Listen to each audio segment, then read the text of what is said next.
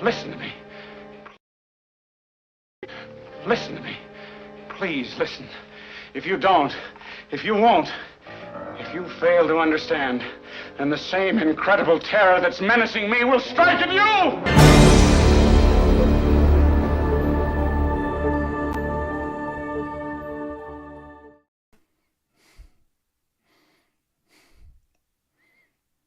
Hey guys, sorry for the rough start there. I'm having a little trouble with my router. Anyway, I'm here today with my very good friend Jackson Moorhead, who I originally met in 1990 when I first went to Gold. I know a lot of you are familiar with Jackson. And so what I like to kind of do here is I like to set the stage.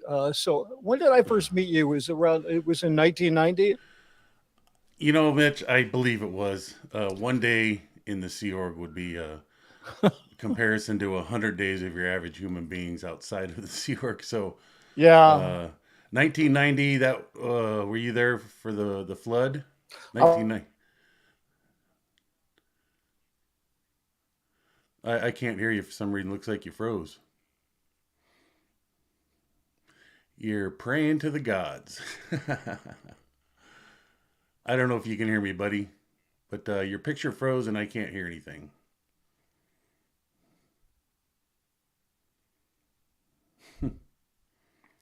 Boy, I can see some chats. Let me hit you on the private chat, see if you can see that.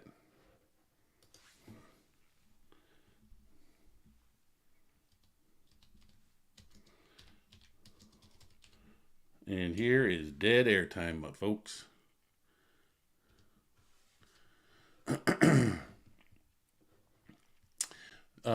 Mitch started off saying he was having router issues, so maybe that's what's going on. Well, yeah, look, he backed himself out. So, in the meantime, I see other people here chatting it up. Let's see where people are. Carla M. Forbes, hello. Mena, Hulo, Sexy Mitch, and Adorable Jackson. I'm not sure what all that second part of that means.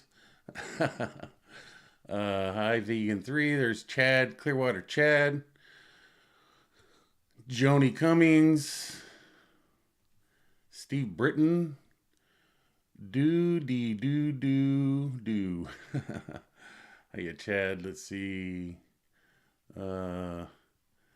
Abby Devine. Hello, Abby. And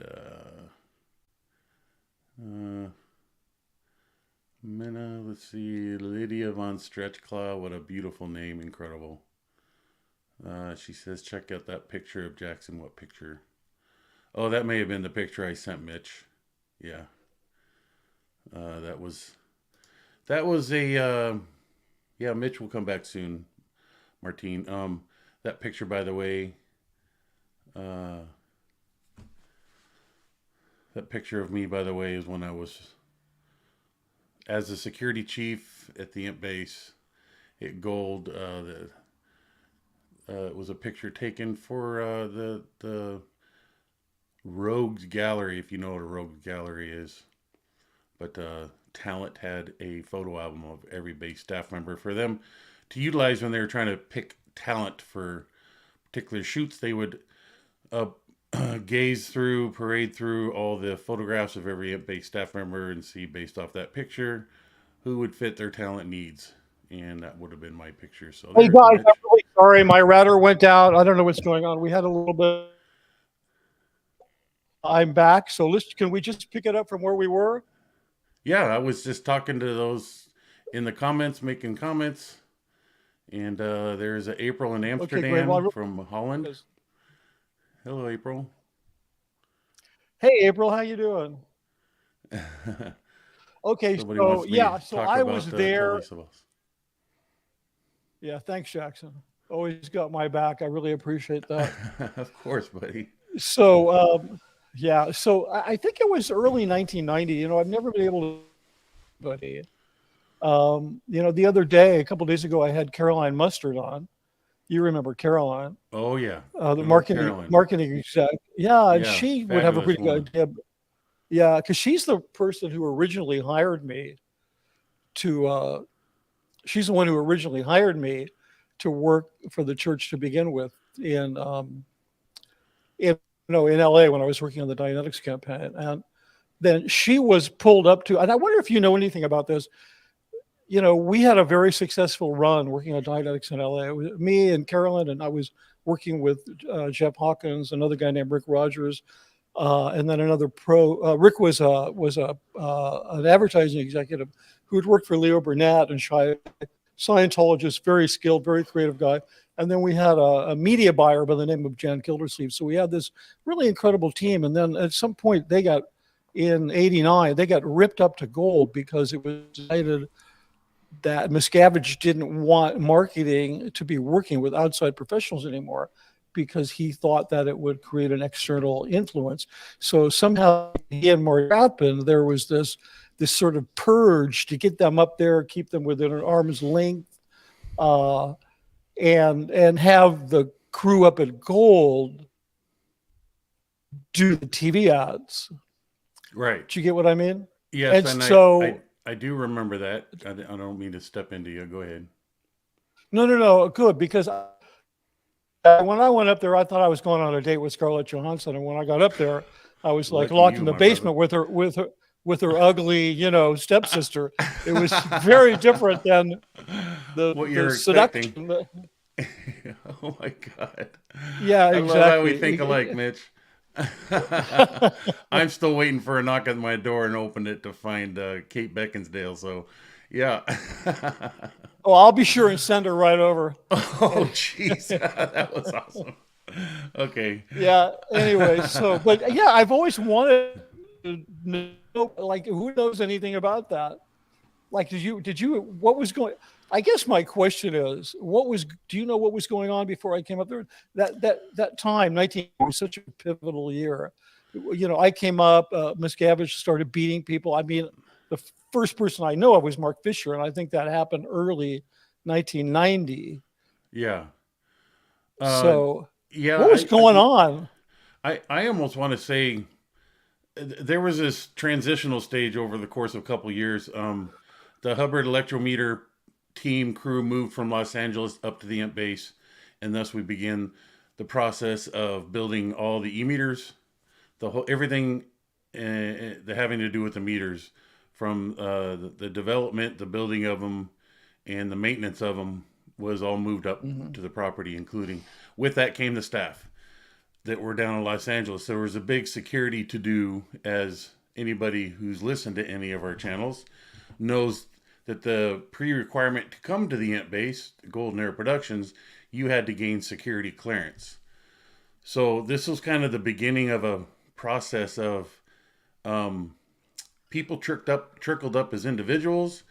Suddenly we found ourselves having to get clearance for a group of people at a time, and in this case the hem staff, and then eventually, and shortly on the heels of that, came all the marketing staff from Los Angeles to centralize these aspects of Scientology, and to be directly, I remember our base meetings that we'd have once a week where we were briefed that this was going to happen and why it was happening, and it was a decision made by management to relocate everything at Golden Era because the meters and marketing and the movies and all the audio products were all considered under the same umbrella in the productions, audio-visual production world. So that was really the establishment of Golden Era to its next level, outside of just and simply only making cassette tapes and binders in the films. Right. So, 89, 1990-ish. It was very crude. I remember marketing was moved into double wide trailers across from the garage. If anybody has studied and looked at any of the maps of the Imp base, but it was more to the west end of the property, the LA side. Yeah. There was a complex of double wide trailers. Two of them became the whole. Yeah. And then the rest of them were where, I mean, that was just I don't think those are the same trailers, but yeah, that area, yes. No. It was where the hole was right across, like where the marketing trailers were. Yeah. Like next to those, what were those little teeny buildings called? The little. Well, those were there was the buildings called the 200s. Yeah. Which is on the other side of the bush line, and then right behind the marketing trailers was the swamp, and then the Right, OGH area, exactly. Yeah. which was the original hole. That is Yeah, where all this the original one was the swamp. Yeah, but the that yeah, whole well, the OGH area, the right, swamp right, is kind of right, it sounds a lot worse than the old Gilman house, so thus that area's been referenced to now as the swamp. But yeah, that location, that geographic location of the property was for the longest time the sole place where everybody who fell out of disfavor as a staff member right, and required to stay on the base stayed right, over there. So yeah, marketing was set up very crude. I remember it being very dirty and dusty environment. It right, wasn't uncommon to go into the conference room table, everybody have a meeting, and there'd be a layer of dirt dust on the right. surfaces. It wasn't really well conditioned in the summer heat. Yeah, and then the staff, all these people moving from Los Angeles suddenly at the base, finding themselves in a very desert, dry environment and adjusting to it. And I know you weren't Right, there. I do remember Caroline. Her son Josh, I believe, was part of that. right, Um, right. and I think she had, yeah, it was Josh. Anyways, there was a number of staff, which I will progressively remember the names of. But yeah, that's when marketing was Right. officially moved and established. All of the main marketing for Scientology proper was brought to and established and run from the IT base, Golden Era. And it was identified, it was called marketing at the time. They were put on the organizational board under Golden Era. Originally, they were run directly underneath Executive Strata of Marketing Right. Executive International, and that was Right. Ronnie Miscavige. Hmm. But then organizationally and administratively, they were placed on the Golden Era Productions organizing board. And yeah, so that was basically the classification they were put on. They weren't executives and they weren't grounds crew, so they had to be put somewhere. And they were identified eventually as a unit, not as a Right. division or a branch or a bureau, but as a unit, so CMU. And Right. I'm drawing a blank right now which division they actually Yeah. fell under, So but yeah, I have no idea. It was always a big mystery to me because once very involved when I was in LA working on Dianetics, and then once I went up to Gold, I was kind of hired by Cine to work on films. But I think one of the reasons I mentioned this is because as Caroline to do what Hubbard said, to get away from the pros, to reorganize the marketing at Gold. right, No reason why Gold couldn't be doing the TV ads with the Gold right, crew. And so they set about to do exactly what Hubbard did, and it was a complete and utter failure. And the reason that I bring this up is because it is one of the greatest examples of how doing what Ron says, which is kind of everybody's mantra, right, actually turned into a disaster. You were around the first time we shot How to Set Up a Session in the E-Meter, the right, film that supposedly it took place in some fictional African country where there's some auditing mission that goes bad, and then Hubbard hears about it, and he has to, go to Africa and be the white and save the day. And then at the end of the film, his messenger says, "Fools, when will they ever learn? Doing what Ron says always makes things come out right." Where they took the marketing activity, they took it into Gold, and between marketing and the cine division with filmmaking, they were ordered to do only what Hubbard said, and it was right, a complete and utter failure. So, but then I found this out later was the reason why they brought me up there, and then they brought other people up there right. because doing what 100% did not work. And I was just wanted to get your take on what the atmosphere, the lay of the land was when that was kind of Well, crumbling, and they yeah, I remember distinctly, Mitch, just that feeling as a staff member, um, what was going on. And here's an analogy: is the kids in the kindergarten playground were seeing what was happening in the high school playground, and the kindergartners wanted to be high schoolers, and they didn't want to travel that path in between. And they right, suddenly one day they were kindergartners, the next day they were verbalizing and strutting around as though they were high schoolers, and tripping on the right, way the whole way, and trying to play with the big dogs, not knowing how to do it. But they had the talent within their own ranks that they kept choking off. And what I mean by that would be Jeff Hawkins is an example, a very talented individual, long-standing history, yet not believing his ideas or his creativeness and wholeheartedly trusting in his input, his suggestive input on how to market things. And he endured quite a path to push through getting his own group that he worked for and was loyal to believe in his creative capabilities. It was really a strange thing, but he eventually prevailed and ended up producing what pretty much any and all Scientologists of the prime time of Scientology came to know of the success of the Dianetics marketing campaigns, the old commercials, Yeah. from the music to the titles to the results, and then also the 1-800 number that would be flashed on that screen was also established at the base where call takers were set up, and Caroline's son was the first one to manage that, Right. taking Right. those calls. Yeah. That's right. I remember Josh was. Yeah, but do you know what Josh is up to these days?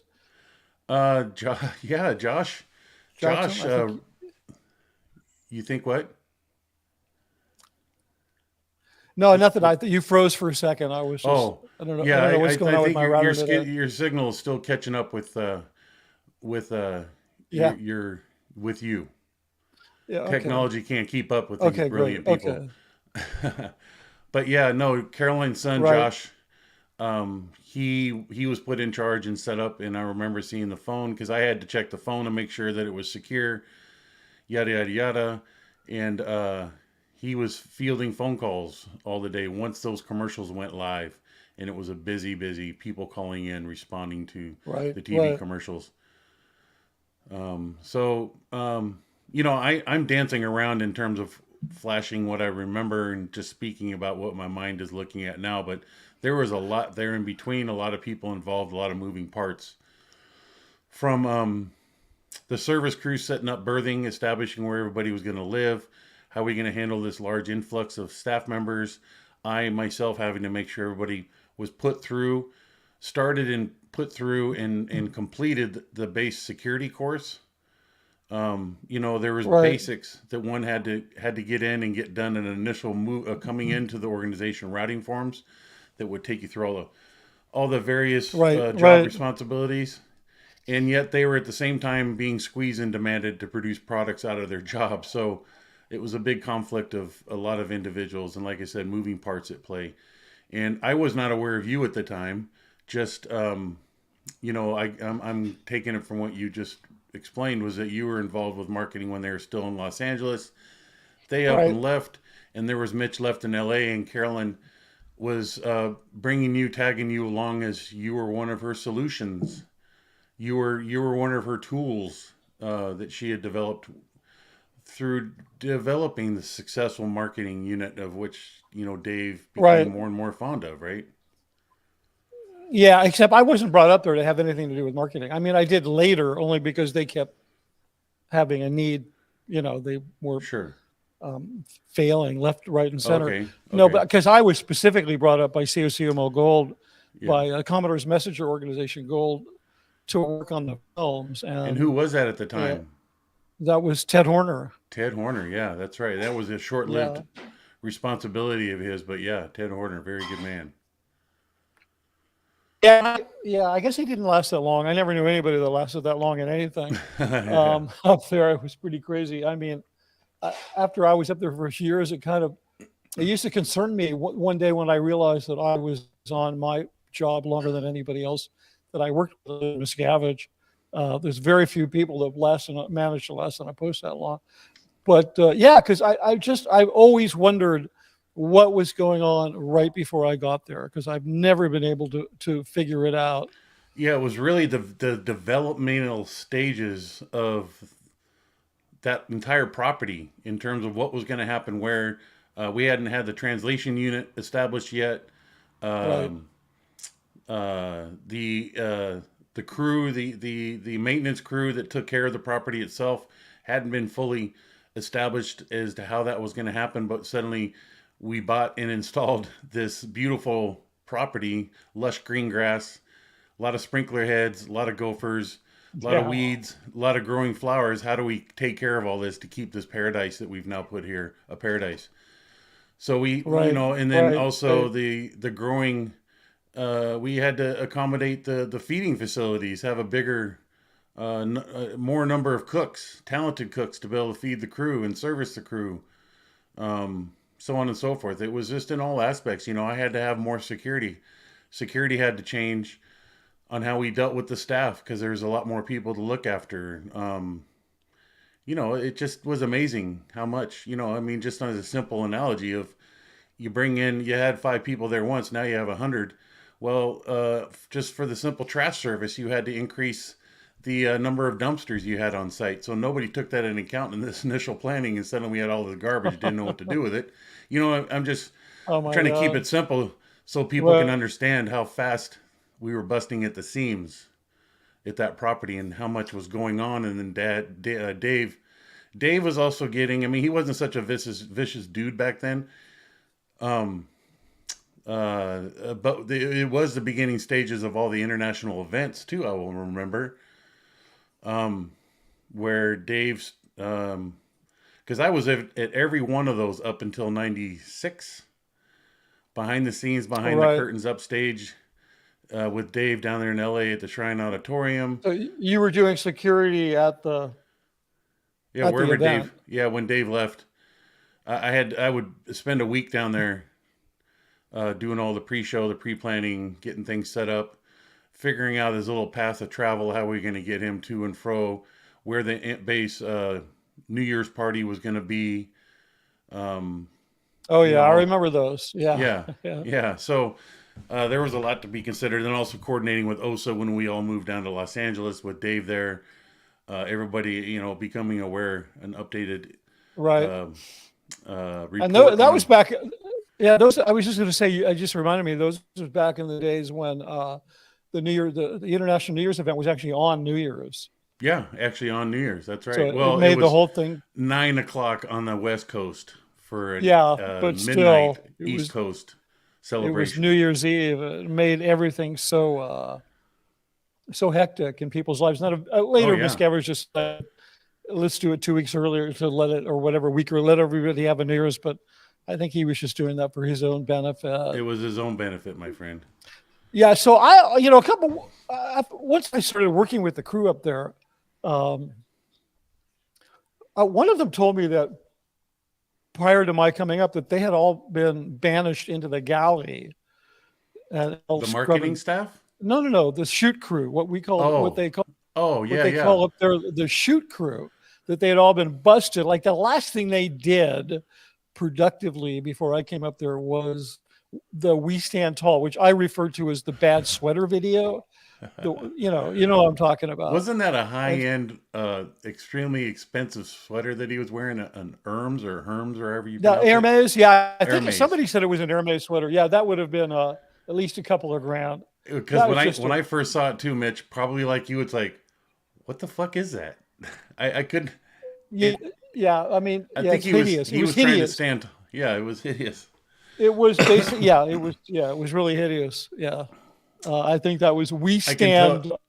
I can tell you It this: was he was just, standing on an apple box during that shoot of that video, yeah, though. no doubt. Yeah, He no, was no no, doubt. absolutely. It's not Yeah, just a joke; it was a fact. well, I could tell because of his height in relation to the people he was standing next. And I think they had to stick Ray Midoff like way in the back because he was like 6'4". I mean, Yeah, you had how to work tall the was he? camera angles versus the height. Yeah, Yeah, whole thing's very compensate. political. I mean, I Yeah, think Mark Headley knows a lot about that because he used to have to handle the height, the sleight of hand at the yeah, events and so forth. yeah, yeah, But yeah, and I was really like, I was amazed because I came up and the silly thing was I had to do some courses. I had to actually go to qual and I had to take some film courses, basic gold-based Oh, film hey, courses, Mark's in the right? house, by the way. Mark, Oh, okay, Mark said great. that the sweater Davey Miscavige was wearing cost around $3,500, more Yeah, than his I sailor guess. remember made in a whole year. Not just Yeah, a I year, a guess few three years. grand. No, yeah. Yeah, even Thank yeah, you, buddy. yeah, yeah. Yep. Didn't mean to stop. There you go. Yeah. Oh, no problem. Hey, Mark. Mark. Yeah, Mark is kind of the unofficial historian of that period of gold because he has a pretty unbelievable memory. Um, but yeah, okay. But yes, Anyways, so the We Stand video, this We Stand Tall video was going on. There was a lot going on at that base. It was trying to get 1,000 things done in 1 hour's time. Literally was the feeling, you know, but spread throughout all these people who didn't really know what to do. They had the drive, they had the interest, they had the passion, they had the compassion. They weren't doing it for fear. They were doing it out of strong interest. It's just they didn't know. You know, Dave and Dave was enforcing this new wave, this uncommunicated. This is what we're going to do. Like he probably had a meeting figuring it all this out, and told everybody to get it started, and then suddenly all those that were there to make that his plans happen had no idea how to do it. But yet you're the talent chief, you're the cameraman, you're the grounds IC, you're this, you're the translation director. You know, none of these people knew really how to run all these things. So suddenly, or to make these things happen, suddenly we had to start going down a different path of how to solve all these things. And I think because I remember you specifically, Mitch, the struggles that Dave apparently was having with trying to get a director, because this is kind of a unique thing for me in that I had to secure a number of previous directors for you from their failures with Dave, where they would end up in ethics trouble, and Dave would take them off of the job of director, place them under their ethics handling. I had to watch them, and there was two people, Joe and Louise in particular. yeah, right. Joe Canine, for any of those coming from the base, really good guy. He himself had a passion to be a director. He had a creative thing about him. He just I almost don't remember what else he was doing as an base staff member, because it became so obvious to me his drive and interest in becoming the best director possible. And he was kind of getting into this. If he could wear, what are those things that come out of your? I think Hubbard wore one of an ascot. You know, if he could have been smoking a pipe and wearing an ascot, he would have. He was trying to, you know, he had that kind of demeanor about him, and he really made a strong effort. But Dave used to shoot him from guns all the time, and Joe went through this whole beatdown. Joe. I remember Joe pretty well. I'll tell you, when I first came up there. Okay, so when I first came up, and I had to do some basic courses, which I didn't understand because they hired me because they didn't know how to make films. Right. And so what's the logic? When I go up there, they say, "Can you do our shitty film courses?" We hired you because you don't have films. Now you have to take our film courses. Yeah, and the funny thing is, Mitch, is that they had no idea how to make films, yet that's all they said that they knew how to do, and they were the best ones that had to do it. They actually just didn't know how to do it. Yeah, I mean, there was one film that I remade for them. It's inconsequential, but I had gone back. Somebody gave me all the traffic, the correspondence between the earlier editor and Hubbard, and wow. in that traffic, I read they were just gushing about the film. They loved it so much they were thinking about submitting it to the Cannes Film Festival. I mean, this thing was horrible. Something they produced really before you got there? Yeah. Well, yeah, it was. They thought that much of them? Oh my gosh. Yeah, the original. Do you remember the original Problem of Life? The Problem of Life. Do you remember how horrible it was? Yes, sir. Well, you know, I can't tell you I truly know how horrible it was, because to me it was kind of cool that we were able to make our own movies.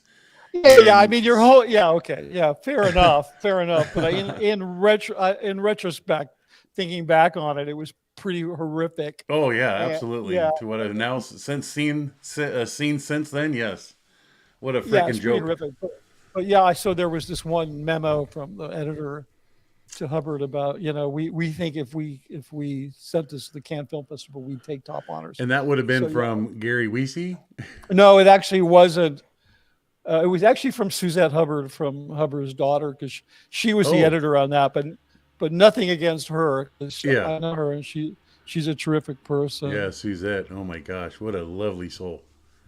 Yeah, yeah, exactly. So I don't know. I think I might be having a little bit of a freezing issue Well, because you're I not. don't know. It's progressively going away, Mitch. It's like yes, um, it's too bad you Yeah, I can't think see it my as it's router happening. didn't quite come back. No, I Do you can't. want But to? it's Do you okay. want We'll to? just continue on. Okay, okay. No, I'm not Um, gonna. I'm not gonna do but anything. yeah, you showed up at a very pivotal Yeah, pivotal. time for the bass. Yeah. Yeah, yeah. No, There was it was interesting. a lot going on, but I got to Yeah, tell I you got from. Go ahead. Yeah, no, I was just going to finish the story about Joe Kinane. So, unbeknownst to me, they had the divisional secretary, the person who's in charge of the Cine division, is called the Cine Sec, right? The Cine Was that Marcus secretary, at the whatever. time? Well, no, believe it was not, but he was the Okay. cameraman. Okay. No, they had brought in Diana Hubbard to be Oh the yeah, Cine yeah. Sec, That's just to right. make sure that there was some adult supervision. Oh my gosh. Because you would normally not have a person from her organization go over to Gold and hold a pose. So yeah, Diana, and I knew Diana from Celebrity Center when she was out of the Sea Org and trying to be a musician. She spent some time being a pianist, and I got it. I think Well, I'm I not was sure. there the day. Remember that? I was at the booth the day she arrived when she was brought back to the base. I greeted her when she showed yeah, up. But I just want to make a side comment. I was always yeah, in awe of how brilliantly soft and elegant her long yeah, red hair was against her yeah, very white complexion. It was just there was an elegance yeah. about her that was interesting, and it was always And it she's a just really nice was obvious. person. Yeah, and very nice. Yeah, she's a very nice person, and she is the eternal figurehead that Miscavige can drag out Oh my god. and kind of associate himself with Hubbard or whatever. He kind of keeps her in this public relations. So anyway, I didn't know the crew. I went and did these courses. I had to read books that I'd read 20 years earlier, and I'm like, whatever. I'm being paid to study, and I want to get this job done for them. So I spent a couple of weeks doing this what they call the Cine Basics course, excuse me, and then I don't know something else. I don't even really remember. So then the big night. Now they're letting the crew out of their cage to start operating again. So we have a big meeting in the conference room, and Diana heads the meeting, and that's where I met Joe Kinane, who was the director. And at this meeting, this will just give you an idea of just how Batshit crazy. yeah. Wait, Goldie. Yeah, I said pianist. What did you think I said, Goldie? Something that sounds like pianist. I said, oh, I'm sorry. I need to say piano player. Yeah, but she was a pianist. I'm sorry. I guess that was a little bougie of me. Thank you for pointing that out, Goldie. We love you. Anyway, but this is how treacherous these people are. So I didn't know Joe Kinane. I'm introduced to him at the meeting in front of the entire crew as the person that's going to apprentice him. Okay, and I'm like, this is weird. I'm thinking, why are they saying this? I don't care. I'm like, okay, I'll apprentice the guy. But I'm like, why are they saying this? The reason they're saying this is they're going to wait and see if I can actually do 1 day of successful shooting. And if I can, then they're going to can that guy. They're going to dump him so fast. And if I can't, then they'll keep him on as a director. They'll say, thank you very much, Mitch. Go back to LA. Yeah. This whole devious plan. And the industry that I come from, if somebody approaches you if you're going to replace another director on a job, you by civil law are obligated to tell that person you've been approached. Okay. Oh wow. You cannot covertly replace anybody in that. Oh that my job. gosh. No, you get in serious trouble for doing that. Wow. This is considered professional ethics, is what that's called. Okay. There's no such thing as professional ethics No, in Scientology, my especially gosh. in this era. So we did the first day's rushes of people there. They went berserk. You might remember. And I was just like, yeah, that was okay. I could have done better. I did this, I did that, whatever. I just did what I did, what I'd been doing for years, what I was trained to do. Mitch, And what I you don't learned, realize that the breath you brought back and the life you brought back into Golden Era as I Golden wasn't Era. there to do that, I Jackson. I was know, just there but to make a film. as a staff member of Golden Era, you, I mean, it's simple to say you are our saving grace, but that was the whole purpose Golden Era existed, was to be able to make the tech I films, know it right? was why it was found. It had no other purpose but to make those films, That's right. and they And you show up and change the entire landscape of one's ability. right. And I really want to stress it was just because not it wasn't. I'm maybe I'm going to be overly humble here, but I'm definitely not going to toot my horn on this. It was because I had a, a decent education, a Yeah. decent and some skills and some creativity, and I'd had an opportunity because of going to art school and film school.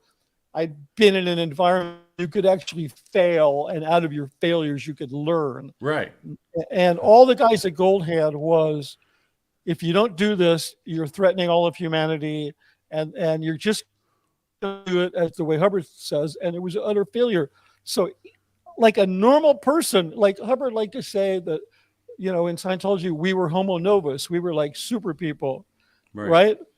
But just a normal little guy like me could go up there and do a thing they needed and blow their mind. So it's really a testament to how bankrupt and ridiculous what Hubbard said was. Anyway, so what happened was I did the rush. They're good. I mean, I did good work. I mean, they wouldn't have let me up there. Maybe I'm downplaying myself a little bit too much.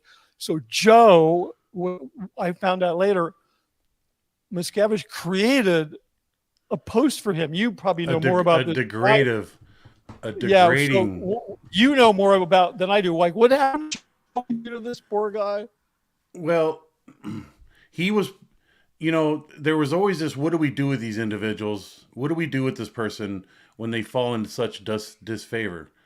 And there's always floors to be swept, always toilets to be cleaned. So you couldn't always assign somebody to that every time, because it had to be bigger and better than the previous failure, if that makes any sense. Sure. You had to be able to really advertise it. Yeah. Advertise. Use him as an example. This is what you're going to end up doing. Right. Or use them in this case. But in the case of Joe, since Joe was never ever going to be back in the cinematography division of Golden Era, a permanent path had to be figured out for him. And a new assignment, a new direction that he was going to be given as a C organizational member. So Dave got creative, and suddenly we found this new job responsibility created on the org board at Dave's whim, and that was called the trees, where Joe was assigned to... Wait, hold on, Jackson. Just hold on one second. There was the first deputy garbage. What was the initial one? Yeah, I want to hear about that. Deputy garbage. Okay. Because there was already a garbage IC, and that was Jeff Walker, who used to be the senior CS international case supervisor, the highest technical responsible person in all of Scientology organizations. And he fell at disfavor with Dave. And that Dave was so upset, and all the discoveries in Jeff's confessionals, interrogations, resulted in...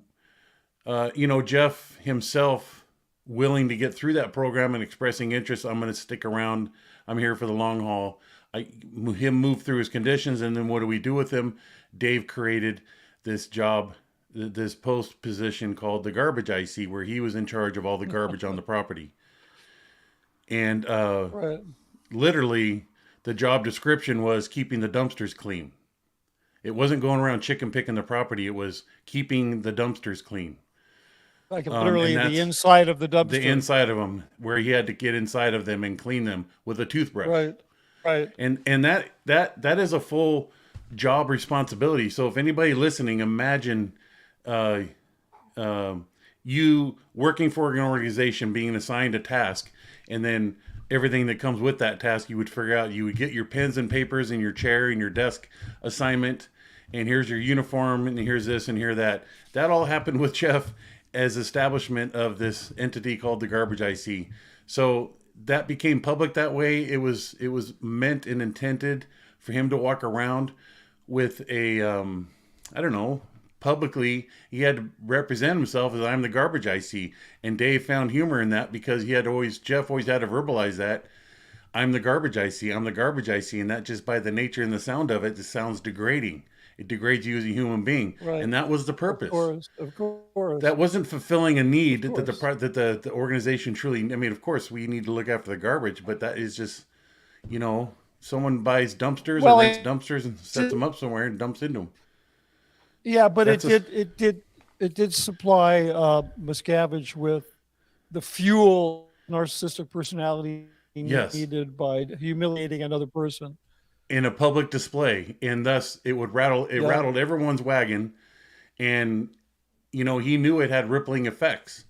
That if you cross my path, this is what's going to happen to you. So he shoved that down Jeff's world and made him perform as the garbage I see and report weekly statistics and do condition write-ups. So basically, you know, become a regular staff member, Right. but as the garbage I see, with the sole purpose of walking around being degraded, even having a name tag. When it came to wearing Right. a uniform requiring a name tag, it was Jeff Walker, garbage I see. So Yeah, exactly. Joe gets in trouble. Dave doubles down and now makes a deputy garbage I see. So everybody that fell out of disfavor with Dave, there would be a deputy garbage I see. Because you couldn't have too many, you know, more than one person in charge of the garbage. You by default to have that, you had deputies and a deputy and a deputy. Just like in the law enforcement role, you had the sheriff, but everybody that works for him is a deputy sheriff. So that just trickled on down. Right. And Joe Kineen became the deputy garbage I see. And then eventually Joe, I believe, because he had monkey skills is what I called him. The guy climbed. He climbed anything. He never required a ladder. He was one of those individuals is like if you're met with the fence or need to get up on a building or something, he would figure out how to do it and climbed up. And we had a tremendous amount of, which eventually every base staff member became respectful of the number of high value trees we had on the property. We had a tremendous amount of trees. There was a dollar value placed on them. The eucalyptus trees, the red gum eucalyptus trees that we had everywhere. During windstorms, a lot of the branches would just break off and they required maintenance. So Joe he took interest in taking care of the trees and he kind of created his own trees, little section in the grounds maintenance department. And he became the trees IC and took it to high. He took an average job and, he was very creative and he made a jewel out of it, if that makes any sense. It's kind of like It does. he put a what appeared to be an average job and put a lot of professional attitude into it, and even so much that he ended up hiring the same guy of caliber from Disney that took care of all the trees in Disney, and he came to the property and further trained Joe on how to sculpt and properly care for Wow. trees. Because our trees, they were no joke. I mean, those were 100, 150, 200 foot tall trees. I may be slightly exaggerating, but they were very tall trees and it required a very special talent on how to care for them and trim them and not damage any rooftops or anything. So Joe took something which was nothing and made something out of it and it was kind of like a slap in the face to Dave. It's like, okay, you're going to make me be a degraded job. I'm going to outcreate this and turn it a turd into a diamond.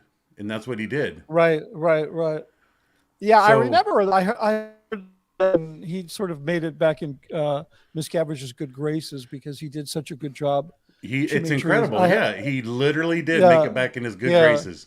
Yeah, he did all on his own. I really had a lot of respect for the guy. You know, I really felt bad for what happened. That my coming up there and doing well displaced this individual and really caused grief for him because that was not my intention. But Oh man. I was attached to it. You get what I'm saying? Like that organization does that to you. It'll do things to people in your vicinity that you're connected to that inadvertently then their grief, right? Where you're Right. on your own. You would avoid that. You would never go down I that know. that route. Yeah, if it was up to me, I would have gone to the guy and said, "Hey, what's happening? They want me to replace you, and they're not telling you." But you never get an opportunity to do that. You never do, and it's just yeah. I mean, you would get picked to be put on a job if you couldn't perform at it to Dave's liking. It would kick you off and put someone else in that position, just on a whim. But Yeah, you exactly. should also know too. You know my brother Sterling, right? Sterling Tompkins. Yeah, for sure. Yeah, Because he's another guy that fell out of favor from his position. He was right. assigned to Right. states, and he became one of the trees crew. There was not only Joe, there was Abby Aaron Brown, and there was also Sterling, and those guys made magic Right. out of the And trees. they were kind of famous. And Yeah. and I have to add that they became. They had some real cred on the bass. They had cred, man, because As- they were Yeah, they as were the great guy- individuals.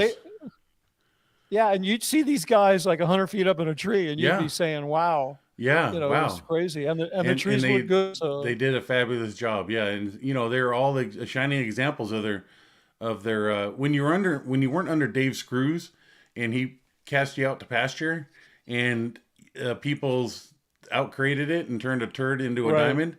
Right. Sterling was one of those, Joe was one of those, and it was fabulous. It was just, everybody wished they had what they had, and then being able to do that. yeah, yeah. I had Sterling on. We talked about his being a staff member and then working on the set because we had, Yeah. in the early days, all the actors were just staff. So it was a very interesting little subculture up at the base. Yeah, this is what I call the Imp Bass Yearbook from 1990. Oh, Ain't that you right, have Mitch? a copy of it. Hey, yeah. This is our yearbook. This ain't the Scientology handbook to me. This is the Imp Bass Yeah, yearbook. that's so funny. Hey, does that have the statistics in the back, Jackson, that says that Scientologists commit 0 crimes? Because I've been looking for it. There, in one of the chapters? in the last section, somewhere near the.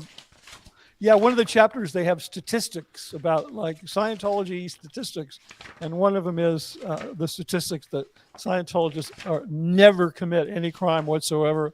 I've been looking. You don't have to look now, but unless you find it. But I've been looking for a copy of that because, considering all the criminality in Scientology in the last few years. Yeah, well, it's got the creed it's and all that. really- It's got a list of all the Scientology organizations. Right. That's right. epilogue. I'd have to look that up separately, Mitch, because what I Yeah, can no tell problem. You But if if you find it, make a copy and send it to me. I'll be really appreciative. yeah, but I took this with me. This is Dan Kuhn's personal copy. I'm jealous. You see that how it's blacked out? When I It was says leaving, Dan. It said. it said Dan Kuhn, and I knew I Nice, could take it. They nice. wouldn't, because we were all given these as gifts, right? But I don't know what happened to mine, because mine was in my personal belongings that they took away from me, and I couldn't. So I took that as this is all my buddies, and I heavily crashed out. Sorry, Dan Kuhn, if you're watching, my buddy. Yeah, I have an intuition that he's forgiven you for that. So I'd like to think he has, yes. yeah, I could like to think that he couldn't think of a better person to have it than you. Yeah. So yeah. Sterling had some really interesting things to say. You don't really have friends at Gold. You have people that you're friendly with. Less so because I wasn't in the Sea Org, but you know what I'm saying, because you can't really confide in anybody. No. And that sort of takes them out of the possibility of actually really being friends. So there was so much I didn't know about Sterling. There's so much I didn't know about a lot of people, which is why I was curious to know what was going on, in the run up to my showing up there. But once we got working, that little crew, a lot of those people left. Some of them have reached out to me and said some very nice things about the experience we had. But that initial crew from the early 90s up through, some of them were with me, I guess, through maybe almost 2000. It was a really amazing bunch, with the exception of a few people. And it was a really great bunch of people. I was amazed. And we had a lot done.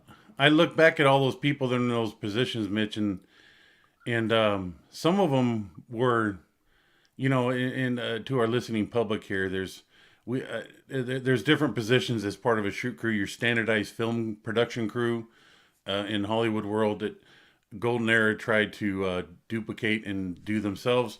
So there was the lighting department, or the electricians. They were referred to as gaffers. Right. There was the audio crew. There was the sets crew, and then there was the props crew. Sets are the physical space, the walls, and then everything outside of those walls, such as the tables and the fruit basket and the pictures hanging on the wall and the door handles. That was the props crew. And there was the makeup. There was the costume.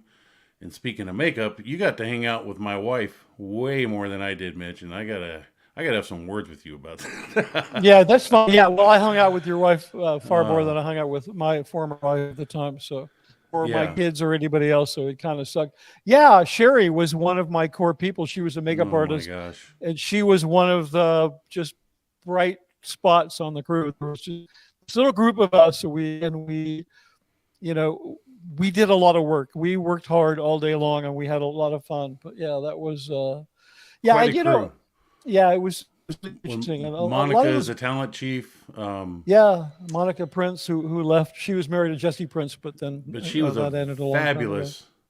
She really, she embraced that job as a talent. She did, and I have to say that she went on to become very successful as a commercial producer, like incredibly successul. Like she did like Nike and all kinds of stuff. All these major commercials. She was a director, right? No, she was a producer. And I spoke with her. Yeah, I spoke with her shortly after I left. Yeah. She reached out to just say hi and to thank me because, and she's not the first person that did this, but my legacy at Gold, it's not films, it's none of the stuff. It's that a bunch of the guys, a number of the guys that I worked with me, they realized, I could go out and get a job. I know what I'm doing. Right. And they were able to leave. And so when I hear from one of them, I'm just, devastated and happy all at the same time. So, because Monica was one of them. My script supervisor, Phyllis, was another one. Yeah, good old there was Phyllis. We called her PK. Yeah, PK. One of those went back to his home country and became incredibly successful in the field of lighting. God, I got to tell you a little story. You remember him and Beckett? You remember how him and Beckett were really close? Because Beckett was also a gaffer. Yeah. But they were like two. Did I know? But I think he got shoved over into marketing or something. I don't know. But he was on the shoot crew because. He was. What was the? It's funny when you Jackson when you mention their name. I have a very visual memory, and I think our viewers would be interested to know that Hubbard organized a film crew. He did some very weird things, like he assigned a color to each department. Camera was gray, makeup was turquoise. The who was green? I think maybe the green sets was props. No, I think it was sets was green. Yeah. Sound was yellow. I think maybe. And then it was yellow. Yeah, and then that was costumes. Costumes was yellow. Yeah, costumes was yellow. Sound, I don't remember. And talent was the burgundy. And then there was SFX was Paisley. SFX had the Paisley shirts. Right. And then the coolest of them all, I got to say. Yeah. The script supervisor wore a bright fire engine red shirt because Hubbard said, well, that's so that I could find her. He assumed the script supervisor could only be women. And the back of every shirt had their department name. It was props. Huge, like 4-inch letters. Yeah. Camera, props. But I mean, they put the NFL to shame, I would go on location with these guys, and I'd be wearing whatever, right? Whatever I would wear. Yeah, you were wearing the civilian clothes. Whatever, blue jeans and a black T-shirt. And your trademark ponytail too, by the way, buddy. Yeah, I thought we said you weren't going to mention that. But anyway. No, but I would be so embarrassed with these guys. And it's a weird thing to be embarrassed about. You know what I'm saying? Like we'd be in public, and I'd be this one guy, and I'd have this whole crew of people around me that were color-coded and labeled by L. Ron Hubbard. I didn't freaking need them to have labels or weird shit on it. and it was just like a face palm, like every time. It was just so. Eventually, Miscavige, eventually he. Yeah, Mitch, I've seen the same picture. I've seen the same posting there. Pictures, ponytail pictures. Yeah, I demand them. Okay, I have one. I do have one. I sort of. No, you're never going to get those. Thank you, Jenny, or Jenna from Cali. I too. Yeah, it was your trademark, Mitch. I mean, embrace it, brother. If I could have only had. Yeah. Well, yeah. The problem is you kind of have to have hair to have a ponytail. Well, I expect you to turn your head to a profile spot now, and I see a ponytail whip around. So you don't. I never no longer have it. Once I really started to lose my. The top real estate, the top floor real estate. Yeah, I was like, I'm not going to be that guy with a comb over and a ponytail. That's just so annoying. But I do have one somewhere. Anyways, yeah, it was your trademark. Yeah, but yeah, so you get my point. You yes. know, and there were other things that were tough. It was difficult. Some of this stuff is just so weird. I would pay cash money. Yeah, me too. Yeah, no, I know, but. Yeah, the other thing was like, there was always this kind of clash because like Sea Org members don't make a lot of money, right? I mean, you could, in the defense of that, you could say, well, you had a lot of things taken care of, right?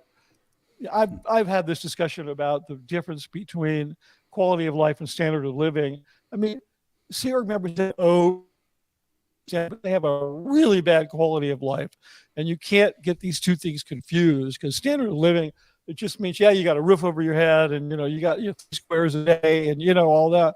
But are you allowed to keep pictures of your family? No. Where you have a roof over your head? Okay. Right. So there's things that'll keep you alive and things that'll make your life worth living. And a lot of the things that make your life worth living are kind of missing. So I hear, we'd be on location. And, I didn't want to eat the crew food, right? I didn't, because I was going to send this crap food or whatever. So I'd always go. And it was awkward because I'd go find a restaurant and eat and blah, blah, blah. And it was actually really awkward. But I remember one day we were shooting at some park somewhere. And there was an ice cream place. Ice cream, whatever. It was a cheap place at a mall. Like a cone was $2, right? Same Como ice cream. It was cheap. I went in there to get an ice cream. And the whole entire crew was outside waiting for me. Right. And I felt really awkward. Right. So I just kind of did a real quick head count. And I said, hey, can you give me like 20 cones? No shit, Mitch. Oh, yeah. Yeah. And so then I told everybody, just go in and get your goddamn ice cream. But I didn't know that I wasn't supposed. It's no big deal. I mean, it didn't even cost that much. I didn't know, like, you could get in trouble for doing stuff like that. I can get in trouble. They can get in trouble. Oh. It's just that culture because you're not supposed to do something that might obligate them and then create a sort of favoritism. You get what I'm saying? Yeah.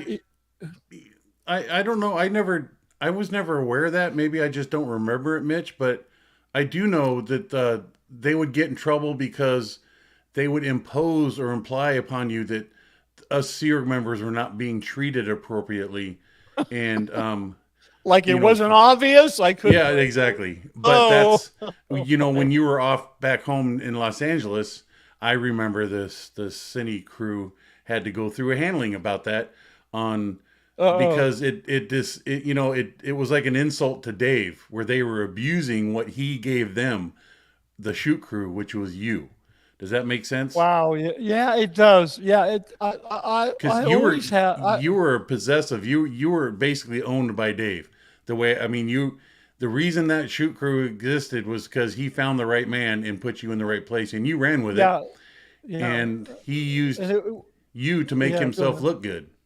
Yeah, he certainly did. I mean, that's why I named my book, which hopefully will be up by the end of October. Thanks for the segue there. That's why I named my book. How I made an evil cult look good. Holy shit! Yeah. Well, see, I didn't even just put 2 and 2 together. Yeah, I knew that was the title of your book, but because I've always known that. Yeah, but I definitely. Yeah, exactly. Yeah. It took me. You knew it long before I did. You learned it. Yeah. Way before. It's just interesting how even ideas, even mental picture. How do you define this? It's beyond collaborating stories between two people who never sat down and talked to each other, but they end up telling the exact same thing, uh, the Yeah, exact same way exactly. something happened, right? Exactly. Well, Well, this was a we were, mental conceptual yeah, understanding that, yep, Mitch yeah, was to, that Dave was writing. Yeah, see what I did? I made the shoot crew what it yeah, is. Not that Mitch. yeah, no, but the interesting thing is that slowly over time, they have this really, Dave especially had this really insidious way of taking ownership of what you did, of him Right. being the one who was Yeah. responsible for it. Exactly. And he can convince other people, Well, literally, especially when your eventually. light started shining bright to the crew, because we were in awe of you. As look at this, when it said directed by Mitch Brisker, um, everybody knew that this was your creative baby, but yet uh, Yeah, yeah, Dave yeah. always took that personally. It was always about him. It just that if you Yeah, didn't understand yeah, what and why yeah. happened to other base executives in the executive structure of Scientology, you would be an example of you being a good person, very competent and capable at your job, but yet the limelight. Dave kept trying to pull back to point at him, point at him, point at him, and all these other people from yourself to Mark Yeager, Guillaume Laserve, Heber Gents, they all looked good through their own demonstrated capabilities, and Dave did not like that. And yeah, Yeah, I'm no, glad exactly. it just fascinates the hell out of me, Mitch, that you see that. It's just I don't know why, but Yeah, well, and he and I never clashed on that point. It no, was never like, oh, you're getting too much limelight. But he would write to me, and of course, unless it was a personal note, he wrote to somebody, and everybody, it would be distributed and right, read, like at meetings, they'd read out a communication, his communication. He'd write me in such a way that it was really, whatever happened, he was like, great, that's a great job, wonderful. But he'd frame it in such a way that you were performing on his stage. You get what I'm right, saying? Like, right, so it was under his really, roof, yeah. yeah. I actually have some communications from him that a video. I think I have a couple of things. Like, I have very little documentation. Oh my God, yeah, Even I just love that because I love pissing in Dave's cornflakes, Mitch. That would yeah, yeah, that yeah. No, good. And the thing is, they're really good stuff. They're very yeah, positive communications. But yeah, when you look at them, you go, now I see them, and I see that they're totally manipulative. One was having to do with confessional TRs, TR 14, which is right, about auditing, the doing confessionals, which is basically interrogations. There's two kind of interrogation in Scientology. There's one at the end where they say you are forgiven for everything you honestly told. They don't do that anymore. They right. literally can't. They say they do. And then the other one is that you're in trouble for everything you admit, but if you don't admit it, you're in worse trouble. Um, Oh my gosh, anyway, Mitch, this is really taking. Go ahead. yeah, but this one about confessional tears, the film had just been released. I'd written him a note. He wrote me back. He was there they showed the film at Flag, which they're not supposed to do. Right, I Like, he know. violated, yeah, but Oh he yeah, showed it, and he was no, telling me that if Scientology exists in 1,000 years from now, it'll be because, basically, he was saying, because we interrogated the shit out of people. right. But what he said was it'll be because of confessional technology. But what he really meant was because we will get into everybody's business and find out exactly what they've Oh been my up to. gosh. Hey, so I just have to answer this one message from Lydia von Stretchclaw. Will there be an audio book, and will you read it? A yes and yes. As soon as I'm done with the book, I'll immediately get going on the audiobook. I've already pretty much figured out how to do it, and I've been practicing. And Wow. so yeah, absolutely. I just wanted to answer that before I forget. You do know, Mitch, that it's like I'm sitting here. You're telling your stories and this is and that, and I just remember the how fun the property was at that time. Being a gold staff member, it was fun. It's like it really the gears were now engaged and we were rolling along effectively. And walking in on the set Yeah, as I mean, something was being there was filmed. some I mean, I Yeah, remember there the was buzzer. actually Remember the something really buzzer? happening. Yeah, the buzzer and the red lights, Oh no! the bells, If you brought that, if the you two snuck bells, into my house with that buzzer, yeah, the two bells. yeah, Yeah, that was like two one bells bell, meant they one were bell, done shooting. One bell was the camera rolling, lights, yeah, camera, yeah. If and then I they heard would that, do it during it was, sound or something. When they, whoever it was, there was that remote box that was in there on set at all times, yeah, right? it was in the audio department. They kept track of that Oh, thing, so and when they had sound was to, rolling is when they were the ones that yeah, hit the they hit bell. it. That's right. Yeah, they did. They actually hit it right before they did the, the Yeah. rolled cap. Right before they rolled everything, they'd hit that, and then it was pretty What were crazy. three bells? Was Uh, it three or four bells? Was that the conference or I meeting don't. or everybody Yeah, on maybe. set? Maybe. Yeah, three. I think was everybody has to. Report to Ha- set? yeah, yeah, yeah. I think Yeah. so. I think so. But yeah, there was a lot of stuff going on. There was. God, I can't believe I remember that, Mitch. That was Yeah, I actually know. I ring, completely the forgot. bells. But there was camaraderie. I mean, there was a level Yeah. of camaraderie that makes you almost like, if you notice, I put on the thumbnail for this. I put, me and Jackson, our glory days, and then I scratched out glory, because Oh. our glory days at Golden Air Productions, glory scratch, because it's, you could almost become nostalgic about it, I know. except I know. you Well, you have to. speaking of which, I remember distinctively gifts that David showered you with. You got a really Oh my nice God! Rolex. You got a really nice No. He never gave me a watch. He gave Danny watches. I got oh, okay. cameras. Well, I remember I, I your I mini got cameras, Steadicam, computers. You remember that, the the Steadicam handheld JR? Steadicam.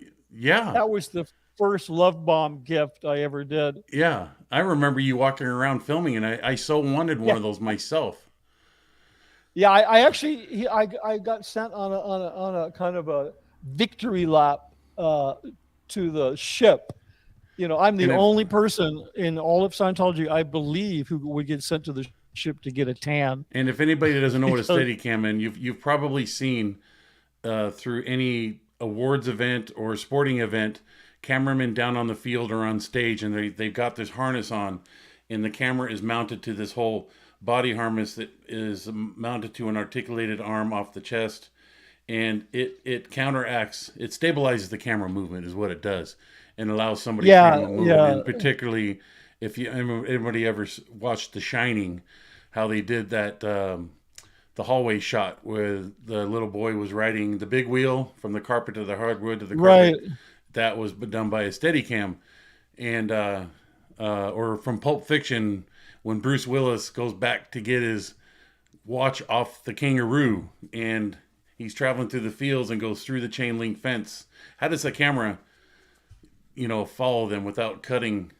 Being Yeah, staged in a fixed point and watching them come by, and the camera right, cuts to another right. fixed point. Well, now they could follow people. So that's what a Steadicam was, and it was it Exactly. was a big tool of the industry back then. And Dave spent the money. I mean, I'm sure it cost $5 or $6 grand, but yeah, I was in awe that you had one of those. It Yeah, was like, that was probably. I cool. mean, it still is. Yeah, well, I wasn't at what I had was they made what's called a Steadicam JR, a junior, which didn't strap to your body. It was just a Right, handheld, the and it handheld. was intended for a camcorder back when we used Right, camcorders. And so Dave, he not only liked to love bomb with gifts, like I just did a video short. He gave me a $3,000 juicer, a oh cordless yeah, I saw juicer. that. Oh my God, Yeah, I thought that so was I a TV and ad I was watching. I no, truly no, thought that that was a TV ad. well, I'm trying to make these things the quality of TV ads so that when they see Yeah, them, dude, their that head was will, awesome. will explode, because they're like, wait a minute, this guy used to make films for us. So anyway, no, but he gave me the Steadicam JR, but it's not that he wanted to love bomb you with a gift. It also, he would brag about it. Like, I took that Right, thing to the ship for first maiden voyage I ever went to, and I was there strictly as a guest, and I was taking footage on the ship of the festivities. And Dave was every time he bumped into me, he'd say, "Hey, I gave that to him." right, Like, he couldn't help it. He'd right, say, "Yeah, I gave that to him. Isn't that cool? right, That thing's cool, right. right? I gave it to him," because he's such a narcissist. And then there Incredible, would right? always have to, yeah, there would always have to be some some story, some Dave Worthy story about the gift. So the Steadicam, I kid, the serial number on the one that I had was number 3. Okay, so that's a No fact. shit. Yeah, Wow. it had a label on it that said 003. The first 2 never left the shop. They Oh, stayed. wow. They stayed at the Steadicam company. The So manufacturer, yeah. I got the first one that was ever released. Okay, right. But add on to that, and I think this story is bullshit because Dave liked to really make shit up. I mean, I think he was just a consummate liar. He said, "Oh yeah, look at the serial number.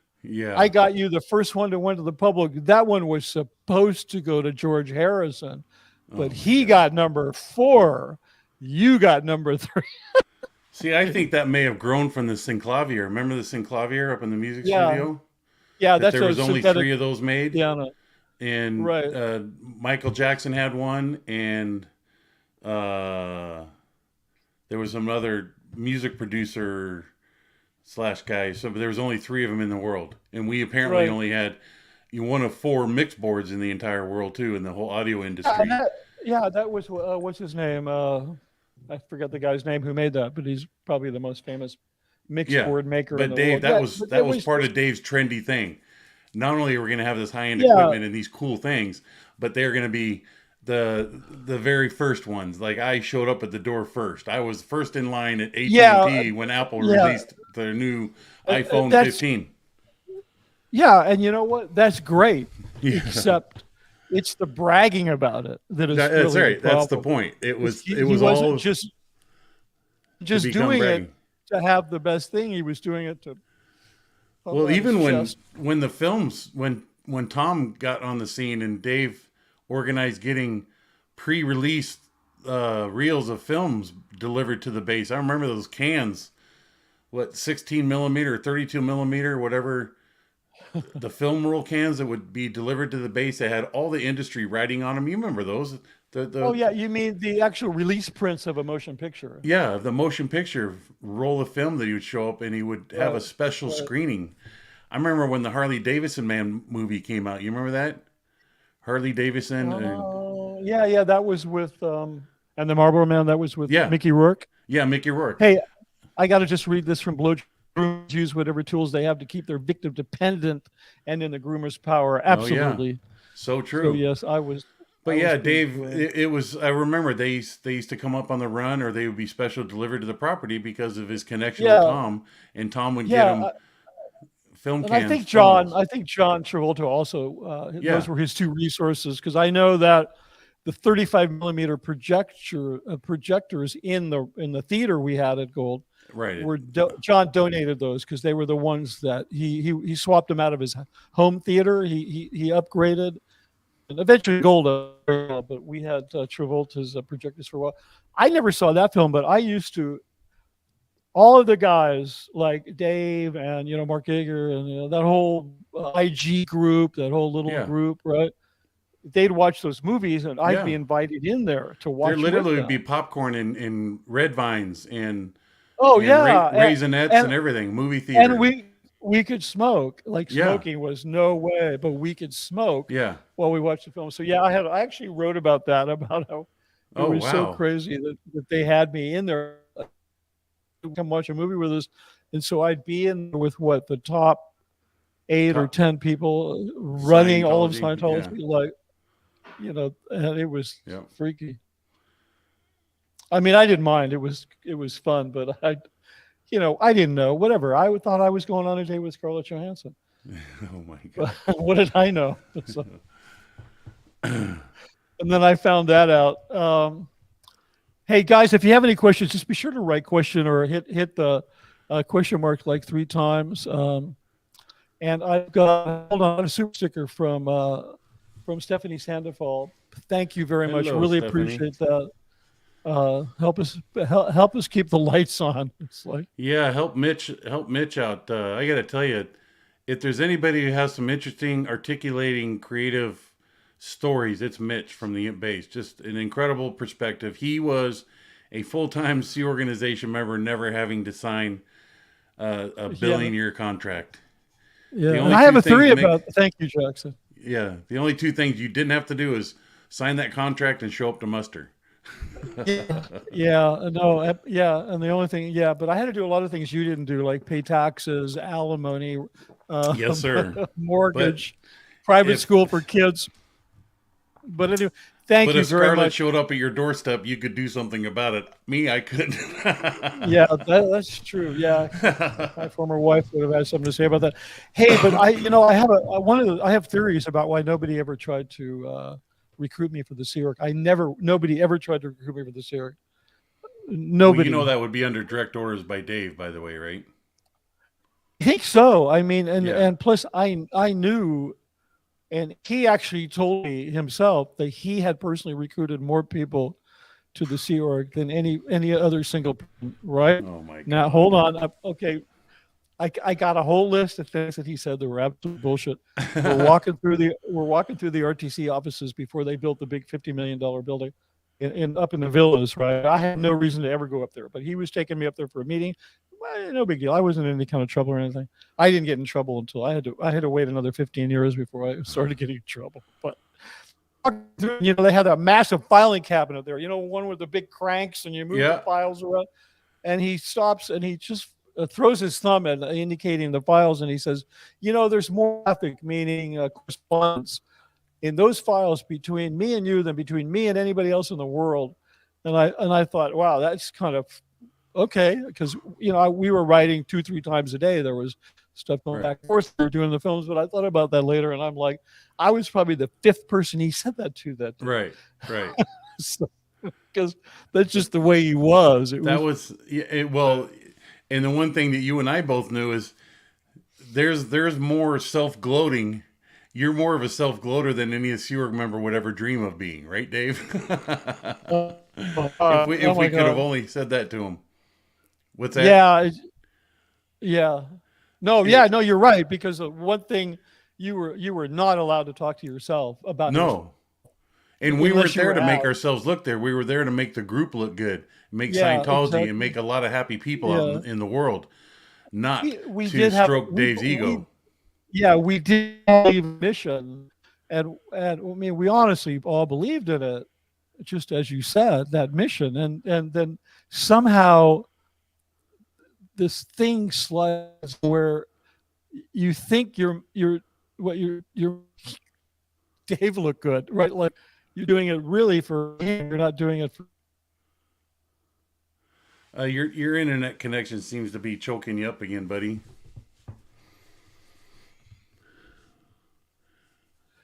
Yeah. God, the only downfall of technology. Yeah, this rarely happens to me.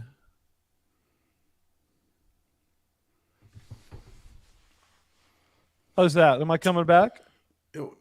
On and off, but yeah, I can see you're sticking around longer than you're not. Yeah, what happened was when my router got reset, we had a little bit of brownout. I have a triple band router, and it came back in on the 2.4 gigahertz band, not on the.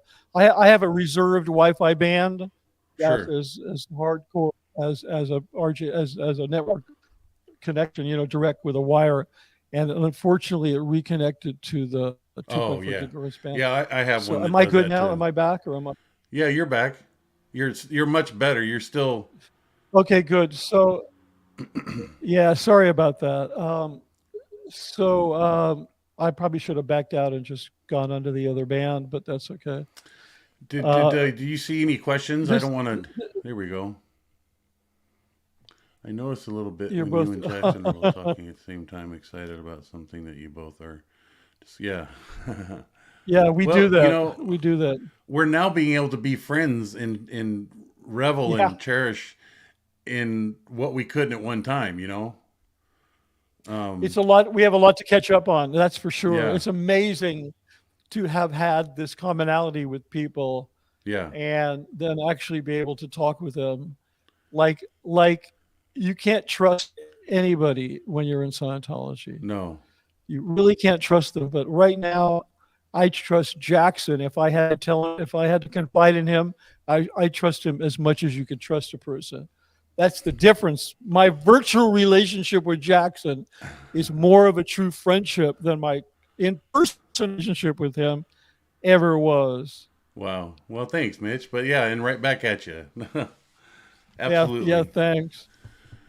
Not just a social veneer statement, but a true statement. So yeah. No, that's actually true. But getting back to this thing about me never being me never being recruited. Um, One of the ways in which Miscavige took advantage of that is he liked to insult the crew by saying, "You couldn't do your job, so I had to hire this guy," and Right. he would do it in Right. front of me, and that was both abusive to the crew and abusive to me. Like and I don't think he realized it. I think he'd realized that I'd kind of go, "Yeah, yeah," but that's not the case. I mean, Right. I'm I'm relatively, normal person. At least I'm not. I have some empathy, and so Yeah. you don't want to be used to insult other people. But I think it really, it was to his advantage to have this person like me, and I've written about that. And I was never locked up in a hole, and I was never punched in the face. I got screamed at a lot towards the end, and I got verbally bullied a lot towards the end.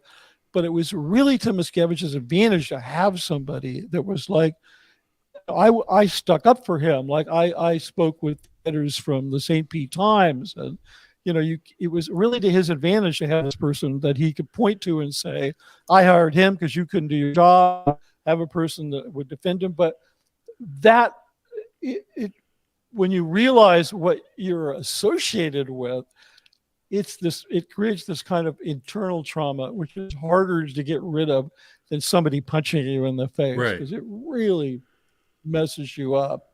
Oh my gosh. Um, and speaking more down along that line, Mitch, it's again, I fall back on all the times that it was either in the cine studio at the base, the original one, not the new castle, because I was never in that. I was actually in the actual process of routing out across the street at the old Gilman house while I stood back and watched that thing being built. But showing up on set, standing there, having to turn my security radio down to make sure I didn't blow a shot. But watching you do your thing, and watching the shoot crew do their thing, from the clapper girl doing the clapping to the sound guys going, they would click their button, going rolling. You would sit there, go lights, camera. Sometimes you pass it off to your script girl to do the announcement, because something you would just be laser focused on the shot. On, we're not going to waste money on this film that I'm about to be rolling through this camera. And you would not let the shot proceed until you knew everything was in perfect place to achieve your artistic goal. I mean, you weren't just there shooting something. You were shooting something there to get a message across, and the least amount of takes it took, the better it was. But you're also willing. If it took 100 takes, then it took 100 takes. But that's what happens in that. Sometimes sometimes the light will blow during the shot, right? I remember that used to happen. Somebody would drop something. Somebody used to drop something during a very sensitive sound capturing moment, and it will blow the shot simply on sound. Yeah, or the boom operator would dip the boom. You'd see the mic. You'd see this. It's shadow. That's yeah, right. Go move into frame. Yeah, it's kind of crazy. Of course, we don't care on YouTube. We just put our mic right in front. It's like we don't give a shit. This is an interesting comment. I just have to put this up. 1, 2, 3. I'm not even going to try to. That's German. Gedankensen. Yeah, I'm just saying that anybody that wants to have that undecipherable name. It's freaking cool. Yeah. Go ahead. Romanticizing, in quotes, the experience seems similar to the way people in East Germany sometimes romanticize their life under the GDR dictatorship. I guess it's human nature. I think anytime people go through a kind of a very life-threatening, traumatizing, emotionally damaged experience together, there's always going to be a bond and a kind of camaraderie. It's just like, you hear the soldiers in the trenches they say they say I wasn't fighting for the ideals of my country, whatever. I was fighting for the guy next to me. And Right. a lot of it was like that. I mean, it was hard for me to even consider leaving because I knew a lot of the guys that I was working with, and I really you start to care about these guys. They would have been back in the galley, like it would have been a Well, your disaster. presence afforded a lot of, well, mostly in isolated to the shoot crew, a lot of otherwise freedoms they never would have had. Mitch, you know that, Yeah, right? yeah, And I you do. shouldered that I by do. choice because you eventually Yeah, could not avoid I not know that was, seeing the misery you could save them from simply by yeah, that, the power that you yeah. had. I It's mean, like, yeah, fuck no, I want to go we to bed. started. And you would insist on going to bed. I Yeah, need sleep, solely doing it to get the shoot crew sleep. yeah. They got treated a lot better because we couldn't do good Yeah, work unless we were at I least know. decently treated, Well, and we that started was. going on location. Oh yeah, you guys. Yeah, I remember. I remember witnessing the little because I had had to check paperwork before staff left, right? So there always had to be Right, these proposed right, what we called CSWs, completed staff work. Yeah, the shoot crew right, needs to go to right. San Bernardino. We're going to be on an extended. These people are going to leave the property. We're going to be gone shooting a film. Yada yada yada. And I used to recognize and go, yeah, these guys are getting extended road trips, Yeah, having fun. yeah, yeah, Yeah, I think yeah. Mark I even mean, mentioned it. Like he used to, Mark and they I are used to going to take do a advantage stream. when they goes. I remember Oh yeah, exclusively totally. on location scouts. Oh, Somebody it would only take one or two people, but everybody started catching on to the fact oh one yeah, person yeah, yeah, from each yeah. department No, would it go. was. Yeah, no, this happened right up until like the last time when lockdown hit, I was actually location scouting with the Gold Crew. Yeah, We were in San Diego. We were looking for a beach, San Diego. You can shoot there without permits, so they really like to shoot there. Plus, they didn't like coming to LA because if they ever saw Miscavige, he was in LA, working at yeah. I gave him a SFA. reason to just get up from his desk and go check out the shoot crew. He would, he would, his head would explode if he was like, Yeah, "Why is the shoot crew? What are they doing in LA?" He right. never wanted. He hates everybody in Scientology. Just so you know that, except maybe for his girlfriend Larice, but he literally hates everybody in Scientology. Uh, I think he might hate everybody in the world. But so I was location scouting when and they were all wearing like gloves and spritzing themselves with whatever every 3 minutes and wearing masks and we were in San Diego. And you're right. You only need a couple of people to location scout. Me, Karen, maybe sound guy, or 4 people, Mac. That's all you need. Maybe location manager, maybe 5 max. Those guys would routinely fill a 15-passenger Oh, van right. It's like they'd with be people squeezing in. They to give go. them, let me in there. Let me in there. Give Oh me a yeah, seat. because it's Don't like kick me out. Don't we're kick gonna me go. out, please. Yeah, yeah, and we're gonna get there. We're gonna get there. We're gonna go to Starbucks and whatever. We're gonna have a decent lunch and all that kind of shit. But yeah, that was the last time I ever was with any of those guys. It was, Wow. all their beepers went off. Yeah, all their phones went off. They didn't have beepers anymore. Right. All their phones went off. They all looked at the same time, and it said the message said, "Take Mitch home, return to base." Right? Because they picked me up because Right. I made them transport me a lot of places because I was just sick and tired of all the drives. So yeah, that was that you're right about the location scouting thing. It was crazy, and we did some pretty radical long distance locations. I mean, not a lot of us would go. Hey, Nana Lothrop, thank you for that super sticker, much appreciated. And But even yeah, more we did so, some crazy Mitch, stuff. on the feeding of the crew, I remember how Yeah. the Norton out in San Bernardino, the old Air Force base that went civilian, Right, that they right, started renting out the old right, air hangars, and we were renting one of them to shoot in. right, But right. That's a that whole was so story. exciting because now they would do multiple sets in one location because Yeah, the cine studio back at the base cut them off on you couldn't get a step ahead while this shot was being done. yeah, The shoot crew yeah. couldn't get 2 or 3 scenes ahead and set up other things, so you could just move from set to set and turn it into a revolving thing. But I do distinctly remember how we need to get this done, get production going out there, get the film crew out there, yada yada, get everything out there. Nobody thought about where do these guys sleep at night? Where are they going to use a restroom? And how are they going to eat? Oh, it That was was horrible. just the disgusting level of you would not take care of that aspect of it. It No, was all about the no, group. you're talking about. Yeah, so just to clarify, we had the studio, which they called the gym. The reason that they called it a gym, I found out later, was because they lied to the city. Right, that they They were didn't building want to a get a gym. permit for building a gym because they didn't want anybody to know they were going to make a film studio. Right. When we outgrew that, then Bush decided, oh, I'm going to build a big studio. And while they were building that castle, they looked around for a studio to rent at Norton Air Force Base. Had been Right. home to the Air Force unit, which had a huge sound studio, and the ownership.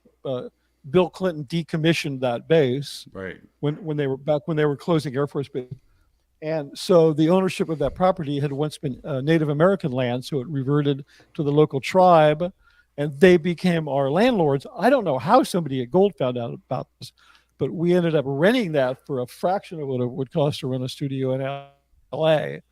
And it was only maybe a 30-minute drive from Gold, so we could drive back and forth. But the services there were horrible. They'd have to bring food in all the way from the base. I know. I Right. remember that the Yeah, galley and crew. the rest, literally the restrooms, you'd have to go in there with a flashlight, Right. and you'd have to literally scare away all the black widows and the scorpions. Yeah. Like nobody bothered to go in there and do some, basic human hygiene and Right. go, let's disinfect and we'll kill all the little critters. But that was amazing. But it was an amazing studio because it had been built during the Cold War. It had been built to withstand a nuclear attack. Yeah. And it was big, so we got a lot done there. But it literally, I just wanted to point out that as long as there's a human being there, the Sea Organization is happy. There was no taking care of the human beings. No concern. yeah, with keeping the human beings looked after in a sign of decency.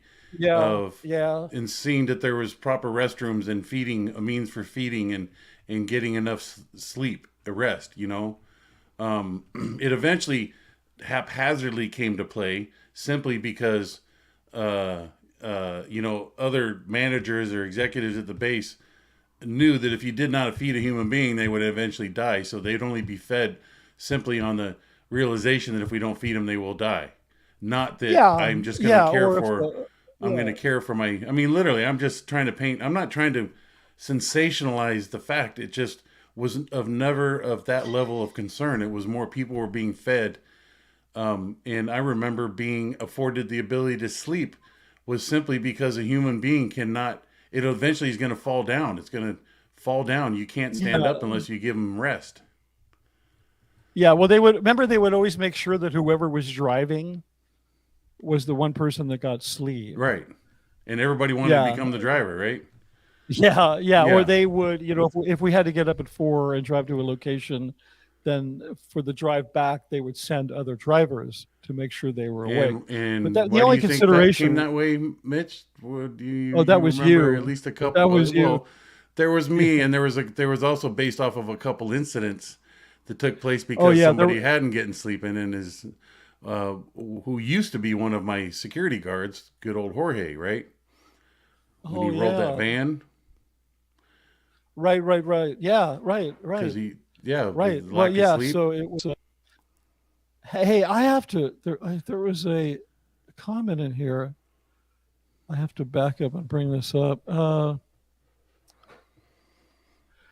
It was somebody brought up, and I can't find it. Somebody brought up about the. I hate to play the Nazi ticket, but at Auschwitz, there was this sign when you're. I'm sorry I didn't grab it, but it went by too quickly.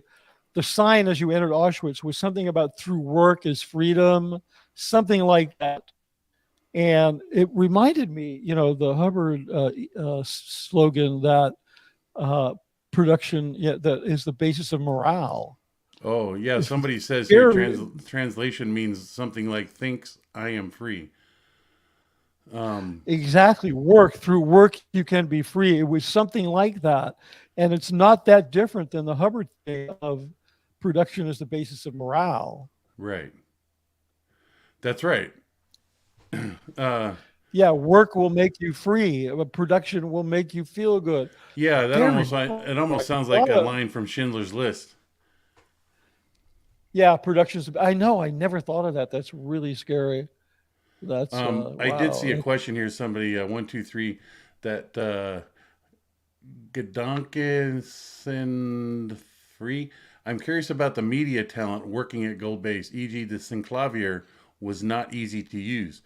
Did Scientology specifically recruit people with these skills? No, they would obtain the equipment and either somebody, an IT-based staff member would be sent out to wherever it was and get trained on it, educated on it, and Right. then it would be brought back to the base, and they would be that point of contact, the in-house person to run it. And in this case, Yeah. it Well, was they did. Peter Schless. Yeah, but Peter did it specifically because of his piano playing skills Right. and his composing skills. So that to some degree that, but yeah, what you said is absolutely true. But I have to say, by the time they opened Scientology Media Productions, there was a lot of pros that were just brought in to run the place. Like the entire broadcast facility on a technical level, there was a guy there who was just contracted to handle that because he'd worked in a television studio before. So that place was yeah. Anyway, a lot of the work. 123. She's the. I'm assuming it's a female, so I'm going to say the German gal, which appears the 123 Gedanken. She's actually. Yeah, there you go. Work creates freedom. Work makes free. Yeah. Yeah, that's it. Thanks. Yeah, that is exactly the same concept as Hubbard's production is the basis of morale. Yeah.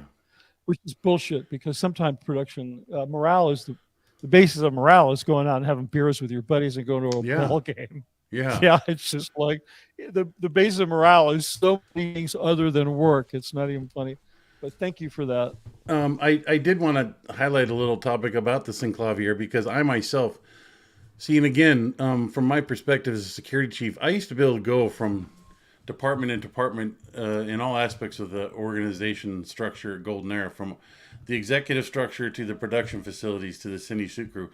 Like almost within a morning, I could be on the set while a film was being shot, and then be up watching the exec strata have an executive meeting about the future of Scientology, to the Watchdog Committee, to RTC staff, to the household keeping unit, hanging with the people that clean L. Ron Hubbard's living quarters, down to motor pool, watch them working on cars or talk to them about my thing, or go out in the sports field and see somebody mowing the lawns, a pattern in the grass, all within a morning. And sometimes that would happen 2 or 3 times a day. So when the Synclavier showed up on scene, I was enamored by that thing's capability. And, there was this whole audio rack. It was connected to this audio rack full of hard drives and all that. And I remember they went out and recorded our D7 dozer running, idling. They recorded it, came back, loaded it in the Synclavier, and you could turn any sound into music. And that was part of dozer as in bulldozer, right? Yeah, bulldozer, a little cat D7 dozer. Turn it on, see the smoke blow out the diesel exhaust, and hear a diesel engine run. And they literally had a recording of that, and you could turn any sound in life into music, and that was the glorious Synclavier. And I remember hearing the story that the Thriller album was mixed with the Synclavier. All those sound. Yeah, bites. I wouldn't be surprised. Yeah. I wouldn't be surprised. Again, that's what Dave used to really like. Position Golden Era as we were a step above and beyond the industry. No audio facility in the world, no film facility in the world could outdo Golden Era's technical capabilities. Yeah, no, it was grossly exaggerated, or he wouldn't have had to. Miscavige wouldn't have had to hire professionals to come in and basically handle and set up every aspect. I mean, the one thing that they really claimed they excelled at was audio, and they invented, the clear sound rig, which with Tom Cruise's help, they tried to export. No, that was Hollywood. A gift given to Tom, for when he was shooting Days of Thunder. Yeah. Yeah, no, I think it to was record actually. the audio. Yeah, Was exactly. But I think they was it might. a different movie? Well, Because I think even if you watch the credits of a, was it the, maybe it was Far and Away. Maybe Far and Away I think was yeah, it was shot Far and Away. with clear Yeah, and sound. And if it was you a go through the credits, you'll see the audio provided by Clear Sound in the credits of the and movie. I know that. Yeah, the guy who recorded the audio for the film, I forget his name, but he was furious. I think he stopped using it by the end of the film. He was absolutely furious that he had been mandated to use this piece Yeah. of equipment. It was a complete joke. There was one clever little circuit in it about this big that kind of did a you know a positive thing with audio, but it's not difficult to record really clean sound. But they claim to be the experts. You know, he tried to Miscavige. He was visiting the set of I think it was Days of Thunder. He got thrown off the set by Don Simpson. No surprise I mean, there. this is a documented story.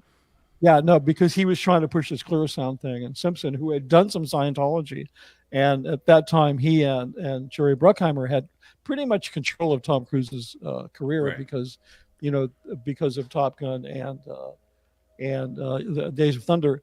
But yeah, he got tossed off the set, and here's an interesting thing. Okay, so they claim the only way you could get good sound was using clear sound. Yet by the time everything went digital, they adopted what's called a Nagra, which is a standard.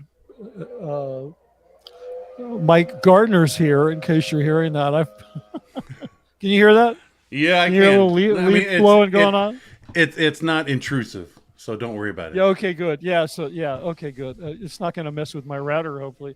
No, but so by the time everything went digital, Gold adopted for all audio, for all film recording, a digital, just like everybody in the motion picture. That's like the gold standard. So eventually, they themselves even abandoned clear sound for location recording. They still use it for, you know, lecture restorations and crazy stuff like that, but they themselves even walked away from it. Hey, you know, I just have to mention, just because it's so in the news. Hold on, what is this? This is again. Okay, Jenna from Kelly says, "Did Mitch and Jackson leave at the same time, physically or emotionally? You guys sound tight." That's just a function. No, we didn't. Jackson left. He wised up way before I did. Okay. Wised up. So, yeah, he did. I still have years to catch up going. You know, Mike and I mean, Mitch and I's relationship, however you guys perceive it, can just prove that proof that there's two very good people there to do an honest day's worth of work, and we melded in our own unique ways, you know, and we were friends then, and it so tickled our fancy when we found each other after we left, and now we could finally talk and chit chat and hang out. Yeah, it's also a function of the camaraderie that a lot of us had, because, you know, we're just decent. You know, we have, you know, we're the kind of people that would have friends, would want to have friends. But thank you, Jenna. Thank you for the comment. Since we're talking about films, do you remember when Danny Masterson came up? Do you remember to work on the Doll film? How do I not?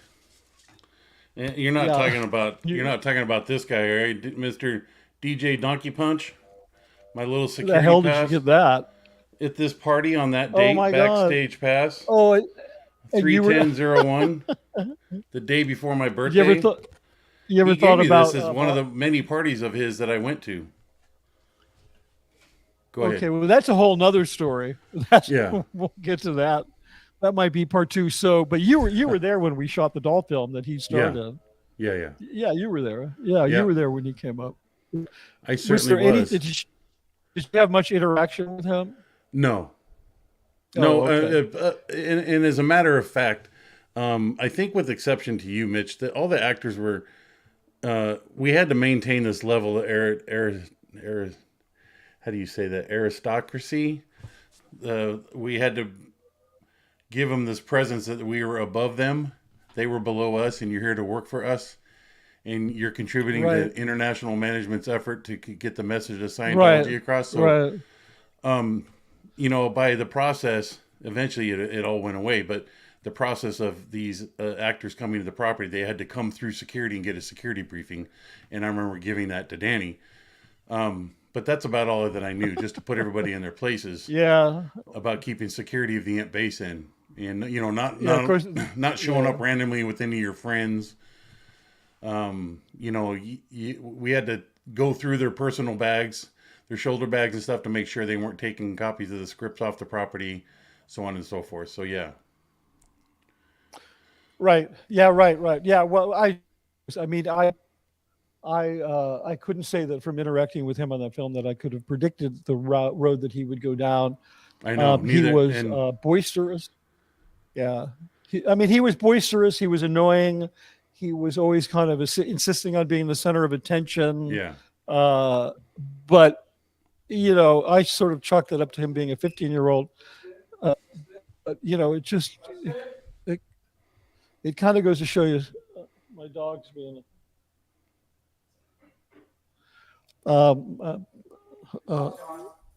What's happening? Apparently my dog's. No, my dog's playing with the gardener. And, I was going to say, I thought maybe they scared him off with the blower or something. Oh, no. But I think he got out with the No, and unfortunately, here. Mitch, now that you bring Danny up, you know, people wonder. I will proudly say that when Tony Ortega reported Danny's first thing, I took a picture of this. When he See, broke I the held story. on to this for a reason. When Danny gave this to me and handed him out at the party that I attended to up in his house up there in the Hollywood Hills, I was like, I know I need to hold on to this. Because I even made comment to him. It's like, dude, donkey punch? You know what that means, right? And it was just translated into, you know, why that industry still uses the N-word and stuff. It was just an acceptable thing to have degraded statements in an industry, you know, because he would spin records, and it's like, I didn't know any better. I don't know that industry. So it was like, yeah, that's my trade name. And it's like, I still knew I needed to hold on to that thing. But yeah, I used to play softball with that guy before the 70s show made it big. I mean, the first few months of when I left the property, the base of the Sea Org in '97, I was playing softball with Danny and a lot of other actors. You know, Jordan was there, Justin, all these people that wrote character letters that were friends of his. You know, and there was others. There was this other guy, his name Courtney was there, or Jed Rigney, Jason Goldberg, the producer of the TV show Punk'd with Ashton. You know, and on every weekend I used to hang out with all these folks. Jason Goldberg was an incredible softball player. I mean, he had a big bat on him. You know, he hit the long yard, and Danny was it. We had it was just this whole atmosphere. So, whoops. Where did Mitch go? Well, it looks like just me. I don't know where Mitch went, but I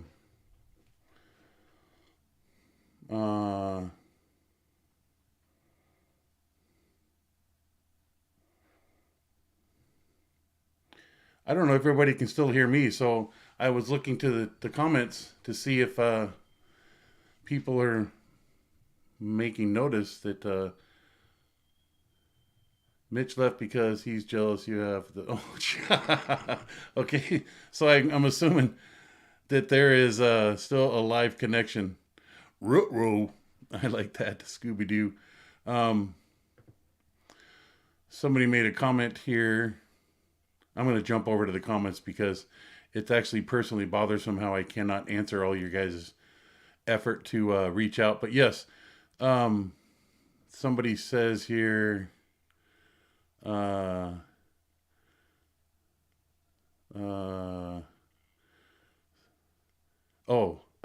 from Cali. If you look up Donkey Punch, there's a sexual connotation to it that is really disgusting and scary. Yeah, I had the same thought when he handed this to me, asking all of his patrons of that party. And looks like Mitch is it's 4:20. I'm on Mitch's and it's still live. I think it's about his dog. He'll be back. Well, Mitch texted me here. Let's see. Please end the stream. My internet is down. Well, if it's still in my control, I'm going to take a few minutes to answer some questions here. I'm not just going to cut you guys off. So Amena asks, would I have written a letter? Fuck no, I would not have written a letter for Danny. No. And I don't say that taking advantage of what has now come out in the public. I remember hearing about the case. There's Mitch.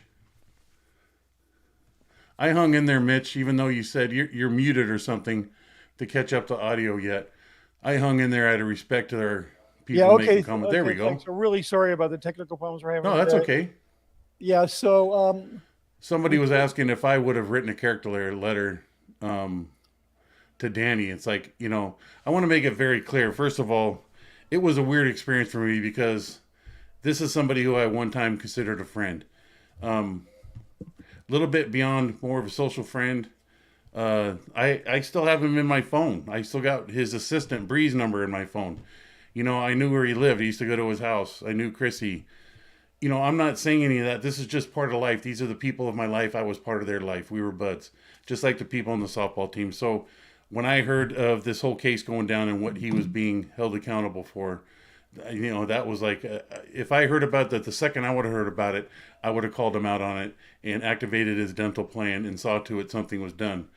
But I never was confronted with that. So, but no, when I heard that these victims were going to have a chance to have a voice be heard, I was thinking myself, to see Jordan, his brother, sitting there, Chris, or even his mom, Carol, I got to hang. I mean, she doesn't probably remember me, but I remember her coming to the softball games or being at the house.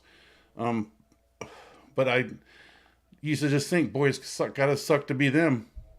Yeah, their son I know. is ruining their own personal images. Everybody was on the team. Even the softball league I was part of, the other teams that we used to play that knew they were playing a team that had Danny Masterson on it. He was just another dude to me. But the effects, the trickle-down effects of one's actions should be enough at any given point to realize maybe I didn't be doing this because I'll be upsetting and pissing a lot of people off. So, would I have written a character letter? Fuck no.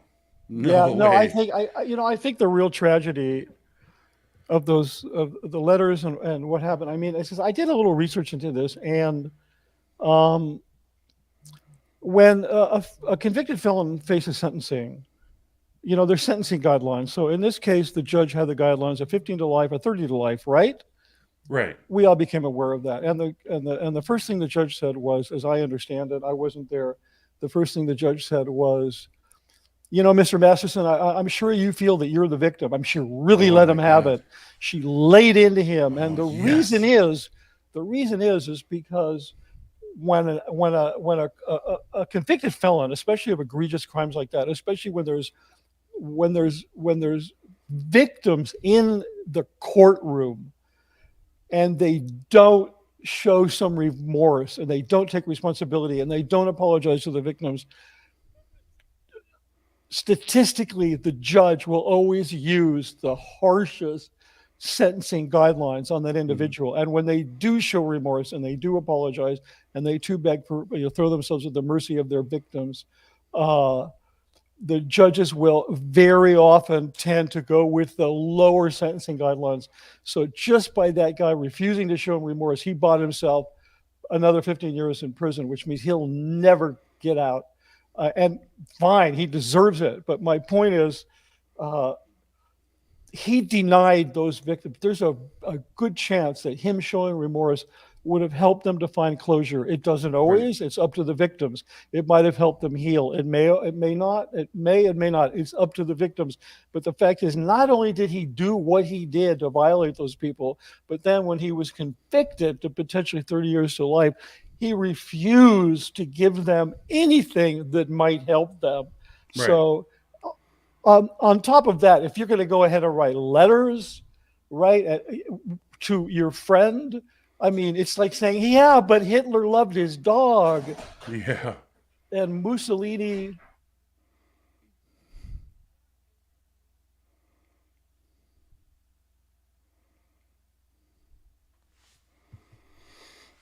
Well, it looks like maybe,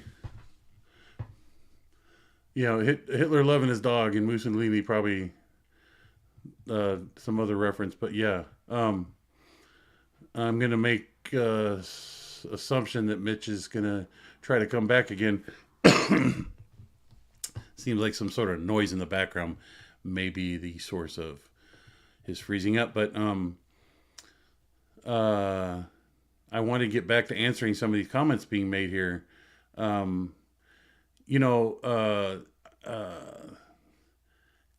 Abby Divine. Can I click on these things? No, he didn't. He didn't give me. No. Yeah. So Mitch will probably be back to us.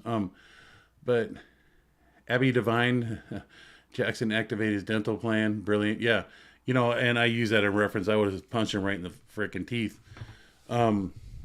Forcing him to utilize, if he had a dental plan, his dental plan. But yeah, no. And this is difficult to say at this time, but I distinctly remember, and that's even when Tony originally released this whole Danny Masterson being held to account, the first round. That same day Tony released, I sent Tony a picture of this pass, and that's how you saw it on Tony Ortega's website in his news articles. And I would say just this alone, if this doesn't itself say, what other testimony do you need? Danny openly claimed to be Mr. DJ Donkey Punch. It's big. If there's ever a fucking mistake that you can make about your own image, it would be that, and not think there's going to be some consequences immediately or later down the line. You're just a fucking idiot. So, anyways, what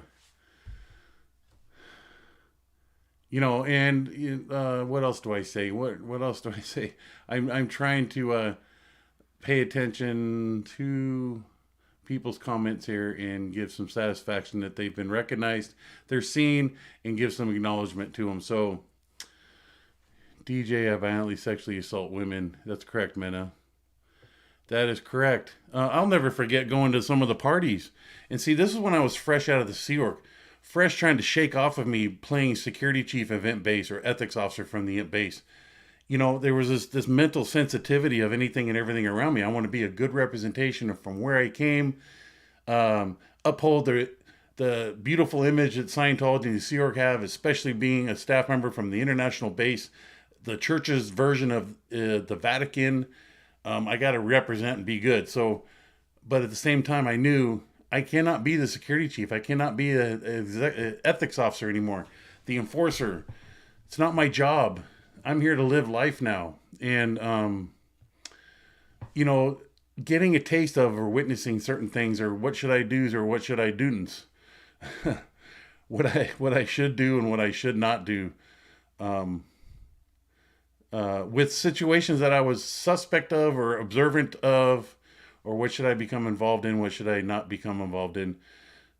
Being involved in that whole world was kind of, at the same time, it was fascinating. If everyone's ever seen the, there's an HBO series called, God, it's escaping me now. Oh, Scooby-Doo, I'm sorry. My thoughts. Entourage, that HBO program called Entourage. I kind of took that. I enjoyed that show so much because I felt that I was witnessing an entourage at play, and I was kind of involved in all those little antics that show represented, and in its own wicked little ways. And funny thing is, even Danny showed up at the Playboy Mansion. If that isn't a unspoken, subtle message about Danny's backbone. But Scooby-Doo, you posting the questions here. Jackson, question: how are you going, mate? After all this happening around Danny's case? Well, it's funny that you asked that because, I talked to one other person about this. I think it was AA Ron. Yeah. Because I don't get anybody else to talk to about this. So it's really weird.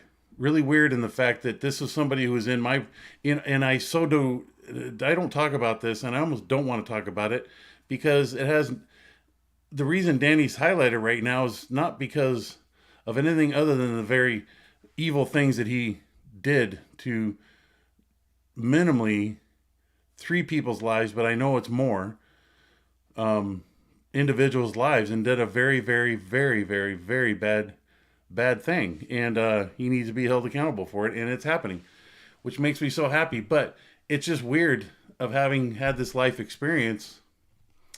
It's almost similar to, you never experience, you take the act of losing somebody by death in your life for granted until it happens.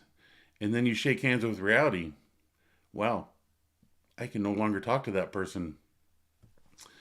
When I lost one of my fire captains, I had that experience. Totally burst out emotionally, and it was an interesting experience. So when this Danny thing came out a few years ago, that he's being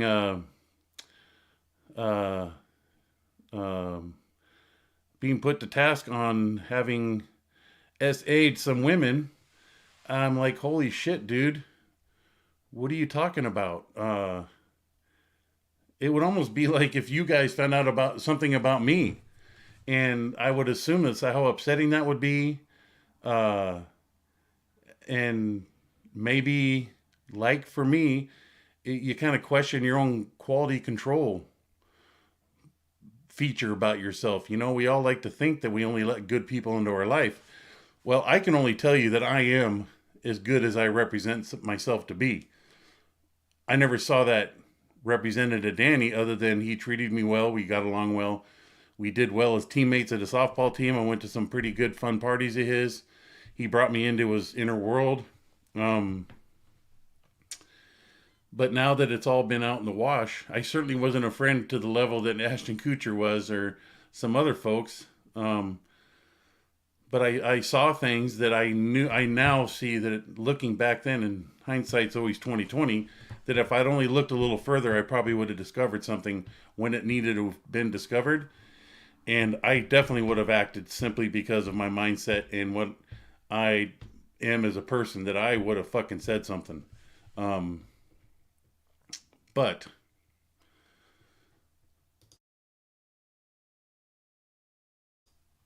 sorry, one tends to talk so much he may end up coughing in the course of it, so sorry. But yeah, I don't know. As you can see, I can't articulate a sentence here too well, because I'm still kind of in shock about the whole thing on a very personal level of, Danny, you motherfucker, you betrayed me as a friend. But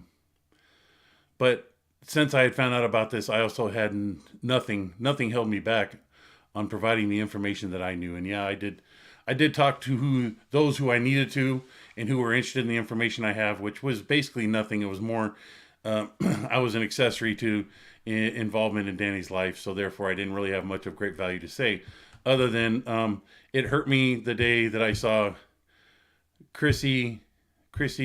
There was an event at one of the parties with Chrissy, and I was proud to say that I was there. The moment it happened, I was there at her side, caring for her injuries as she sustained. I was the only one doing it. And on top of it, I was lucky to have only really been the only person around her who knew what to do. And I know she felt comforted by it.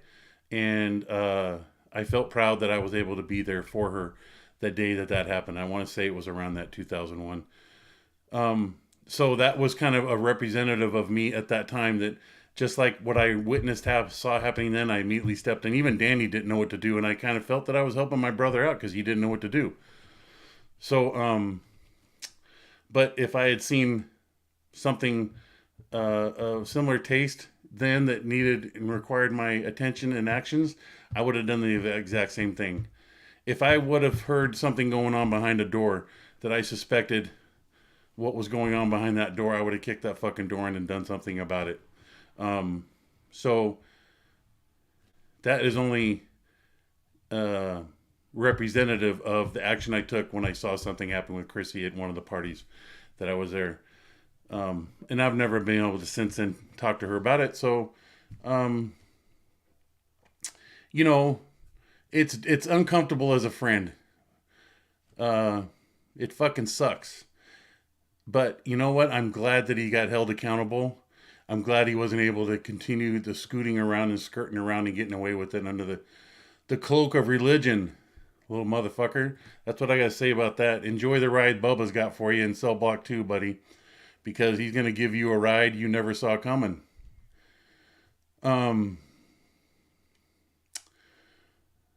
Back to the comments here. I wonder whether you got to meet Uwe Stukenbrock's brother Marcus. No, I corresponded with him for a bit. That was a difficult navigation because that was Marcus was very, very upset about what ended up to be with Uwe. Uwe and I knew Uwe from the day before he married Larice. Uwe was very, very, very close to me. He and I were really close. He was my deputy security chief. Up to my departure, he took over as security chief when I was taken off. I'm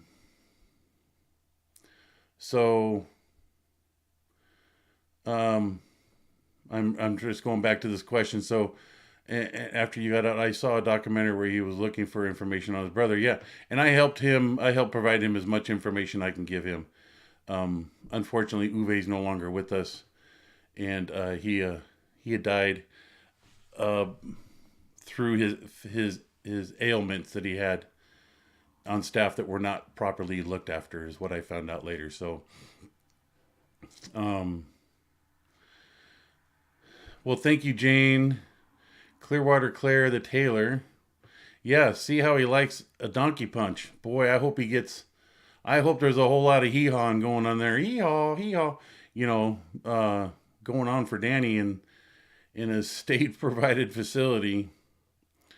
The tables will turn and will Sarah win. The tables will turn and he will be the recipient of that DP. He's too fond of. DM is a disgusting twit. He is a disgusting twit. He is. I don't understand how anybody could have written a character letter on a maintained personal integrity. That's my opinion. I can understand the loyalty that you have. But there's two things that three things. DUIs, murder, and SA. And unfortunately, I no longer respect you as an individual if you happen to be somebody in my life.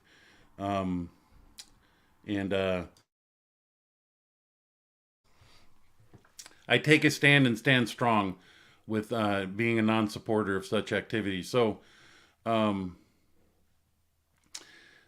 yeah, and I wouldn't have defended him. If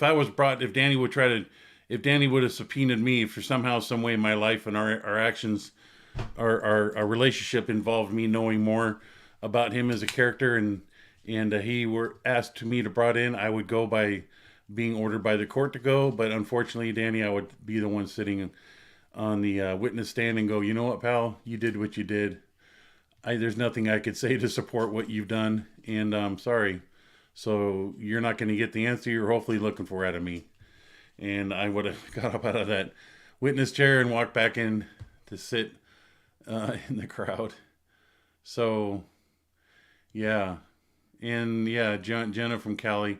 I love what Judge Olamido, I hope I'm pronouncing her name, but my gosh, what a woman of strength and power and brilliance. And it just proves the validity of what telling the truth does, is it gives a clear picture of what really happened. And 12 peers of Danny Masterson took into account. They weren't there to try to save or unsave Danny. They were there to put together information of a situation that was reported to law enforcement, and they came to a conclusion based off of facts, not fiction. And the results is Danny's going to be doing the bumpity with Bubba. And, wow, just it really is shocking, I have to say. So, Scooby-Doo, Mena, no problems. I hope I didn't apologize. I'm leaving. Mena, I'm leaving altogether. What does that mean? Okay, I'm out of the chat now. What happened? Did somebody piss Mena off? Can we stop worth the donkey punch jokes now, please, considering what he's been convicted of and how Yeah, yeah, I agree, Jenna. I am so sorry that I may have even triggered that by posting this. I mean, I started that. I sorry, girl. I really did not mean that. Um, how about them Dodgers? Dodgers are doing good this season. Let's move off that topic. My gosh, I wish I was paying attention more closer to what was happening in the chat. Um, so and let's see. Yeah, gosh, I didn't realize. I'm sorry. See, again, this is something that I myself learned leaving the Sea Org, the imp base, and that sometimes I would say things and not realize the impact or how it was being interpreted. An example being there's three things I've learned in the common workplace that you do not talk about that I had once, prior to my life experiences, would talk about. And that was payroll, politics, and religion. To talk about those in the workplace, you end up making enemies. Where I was naively, I lived a lifetime of talking about how much I made. I was in the Sea Org. There was no offense taken or given by how much that I made. I never made much. And, you know, I guess the only difference in how much we did make is when that one time a year would come around, we get our Sea Org bonuses for how long we'd been in the Sea Org. It increased every year, not by much, but that was the only place in which one could stand above another based off of the longevity in the Sea Org. So even if somebody who was your boss or your senior had only been there a year, but you've been there 20 years, you could get a bigger bonus than them. And there wasn't, that effect wouldn't happen in Sea Org as it does in the working world, in that when somebody hears that you make more money than them, they compare their job responsibilities to you, and then they start working against you, and it just doesn't work. So this being what happened here in the chat, I started talking about something that I actually did not take into account. And for that, I apologize, Minna. I did not mean for this to happen. So I'm not going to linger on that. People can be upset about things. I'm not going to belittle the level of upset that may have been created. I just truly apologize. So how about this? Anybody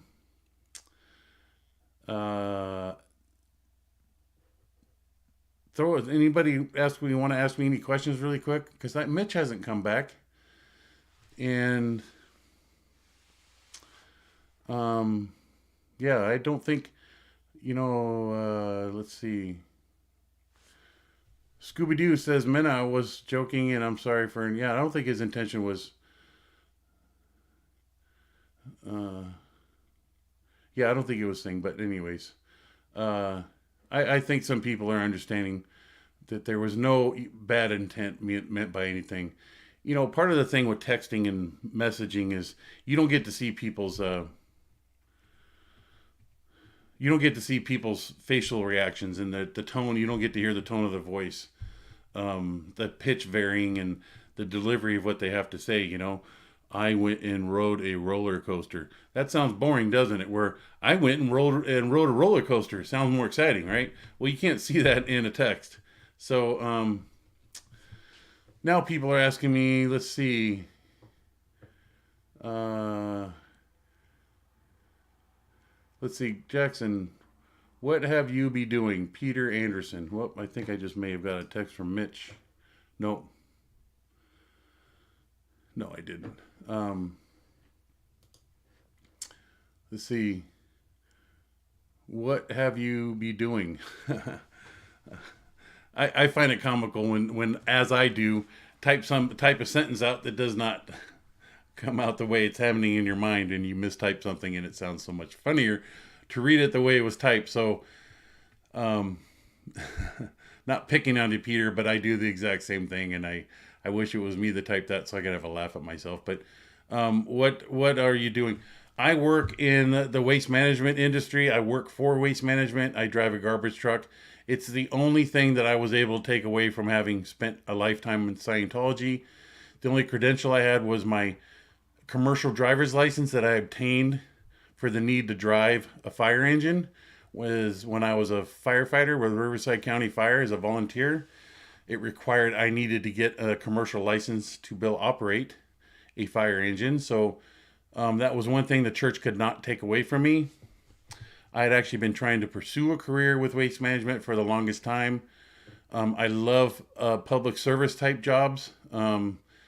It's a good company, and everyone's going to have their opinions, especially in the service industry. So I choose to work there. I work there. I have great bosses, great employees, great life experience. I work my freaking ass off every day. I work some long hours, and it's no joke. And that's what I do. So I work for Waste Management now. Kind of ironic too, in that I used to oversee private investigators collecting garbage and going through garbage. So now I am a garbage collector. But yeah, I collect all lines of business. I collect literally garbage, the recycling, and food waste. Each are 3 different lines of business. And one day of the week I collect recycling. Another day I collect garbage. And then 2 days of the week I exclusively pick up food waste. So here's Mitch. Yeah.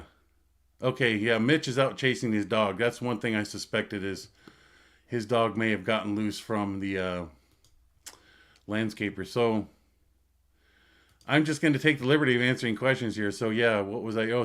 So that's what I do. It's a job that's fascinating me. I've driven fire engines for 20 years.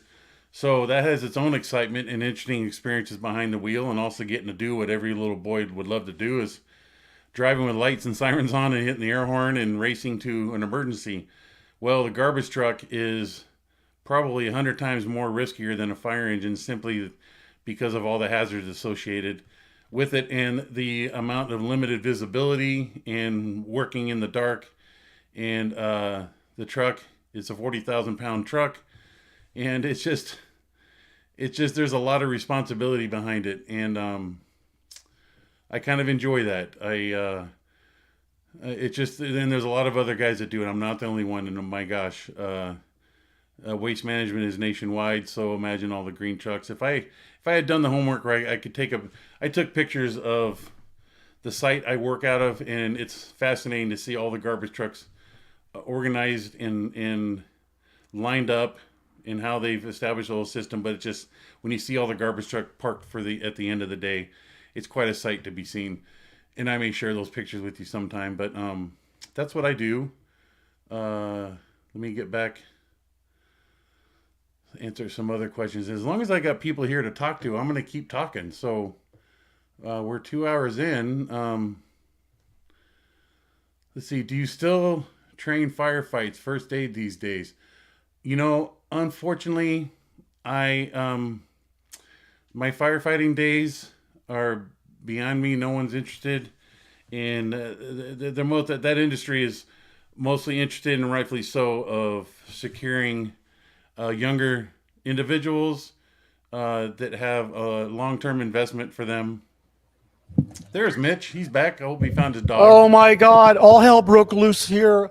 The gardener let my dog out, little Weston.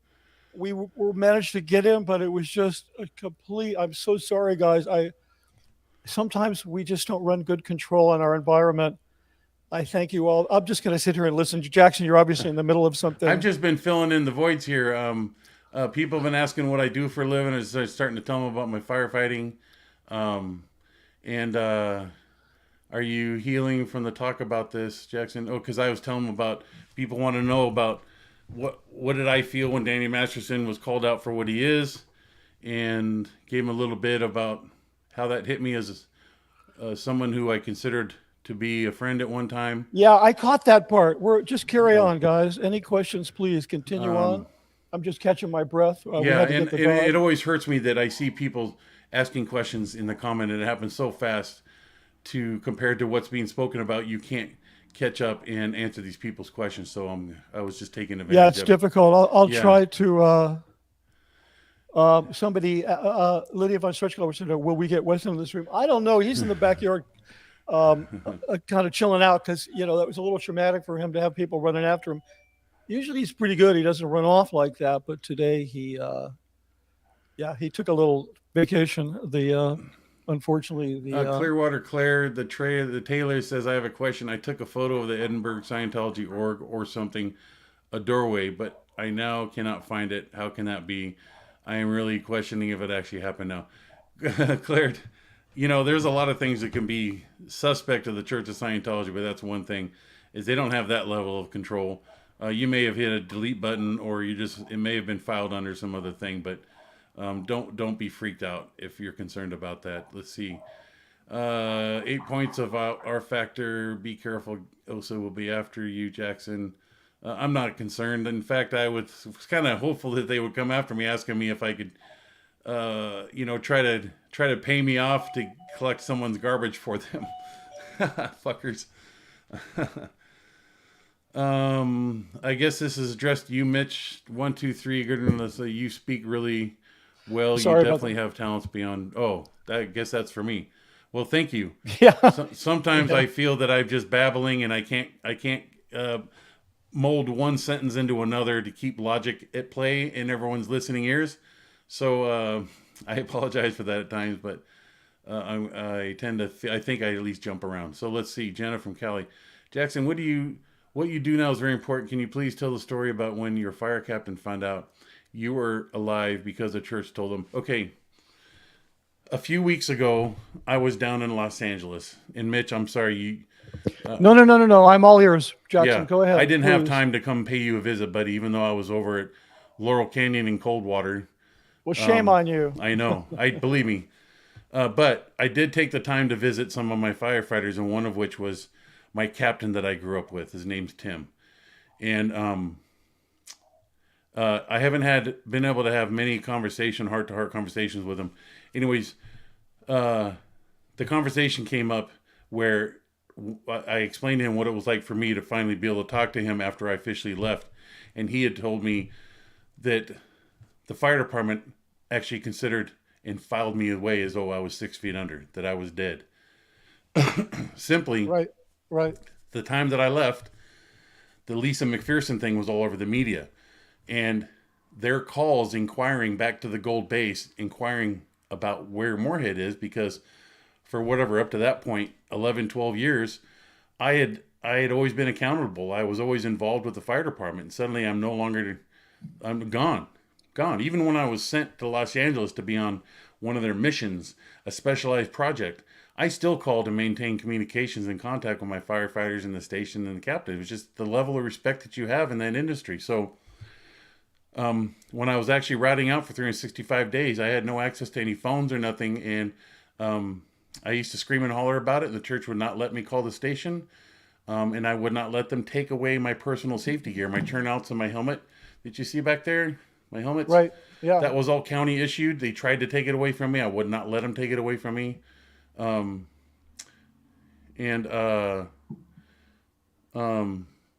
Anyways, so I was telling my captain about this, and he goes, yeah, that was for him one of the weirdest life experiences he's ever had in his entire life. He could not believe he was talking to me. He himself was so convinced that I was 6 feet under based off of what the church told him and told the department. And also that understanding concluded based off of the church's actions by them showing up at the station looking for me. 3 or 4 people. It's so unusual for 3 or 4 people to show up at a firehouse, wandering on their own, looking around the corners in the shadows to see if Jackson is hiding there so they can recover me. But they're trying to have a public, a good, warm, fuzzy feeling as to why they're there, trying to justify their existence at the firehouse, but they were really there to see if I was hiding in the shadows and if they were hiding me in their shadows. So, so how do you explain, how do you have a normal conversation with another human being about that when you're shaking hands with this weird aspect of reality that you both independently witnessed, and all you can do is laugh it off? But it was making my captain just as uncomfortable to tell me that he actually bought into it and believed it. And until I called him that day, and how happy he was to realize that I wasn't dead. And him telling me what I meant to him as a firefighter, as a subordinate of his, as a fellow brotherhood. And I got to tell him what he meant to me and the impact he had on my life. And it just was this very emotional moment. But that hopefully... Wow. And John Sostowski, I see him, my brother. I got my Mr. Bill. I've got this. I also got the, it's in the other room, but I got my little Keebler buddy, and I got my Gumby doll too. So thank you for that, buddy. I owe him for those. Will you ever be able to retire? I think so. I think I left early enough to obtain a comfortable thing. Working for Waste Management, we have, at least here in the state of Oregon, we do have the best medical and retirement plans that are in there in a unionized workplace. So I really don't even know what all that means, and I haven't figured out life yet to know. I just know I have a retirement plan, and I've got to make time with my dad for him to help me understand. I don't really want to burden him with help a brother out here, in this case help a son out, better understanding where my money's going to help guarantee my future when I can no longer work more. So I do have, I will be able to retire. I will be able to retire. Anyways, that's my answer to that. Healthy compared to other guys that are in the industry. There's some guys that have been working there 35, almost 40 years, and they're going to be making bank. So I hope my bank is as good as theirs. That's all I can tell you. Oh my goodness. So I don't know, Mitch, did you want to, Shaggy hates it when I run off too. Somebody made a comment. Scooby-Doo says, I hate it when Shaggy hates it when I run off too. Scooby-Doo.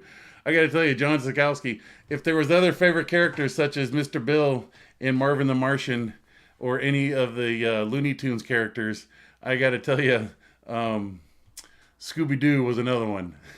such another cool thing of life. So, Mitch, did you want to, we're 2 hours and 27. Yeah, I think it's about time to wrap it up. I want to ask Jenna this one thing. She mentioned something about tell them the story about how when my fire captain was told I was dead. Oh, yeah.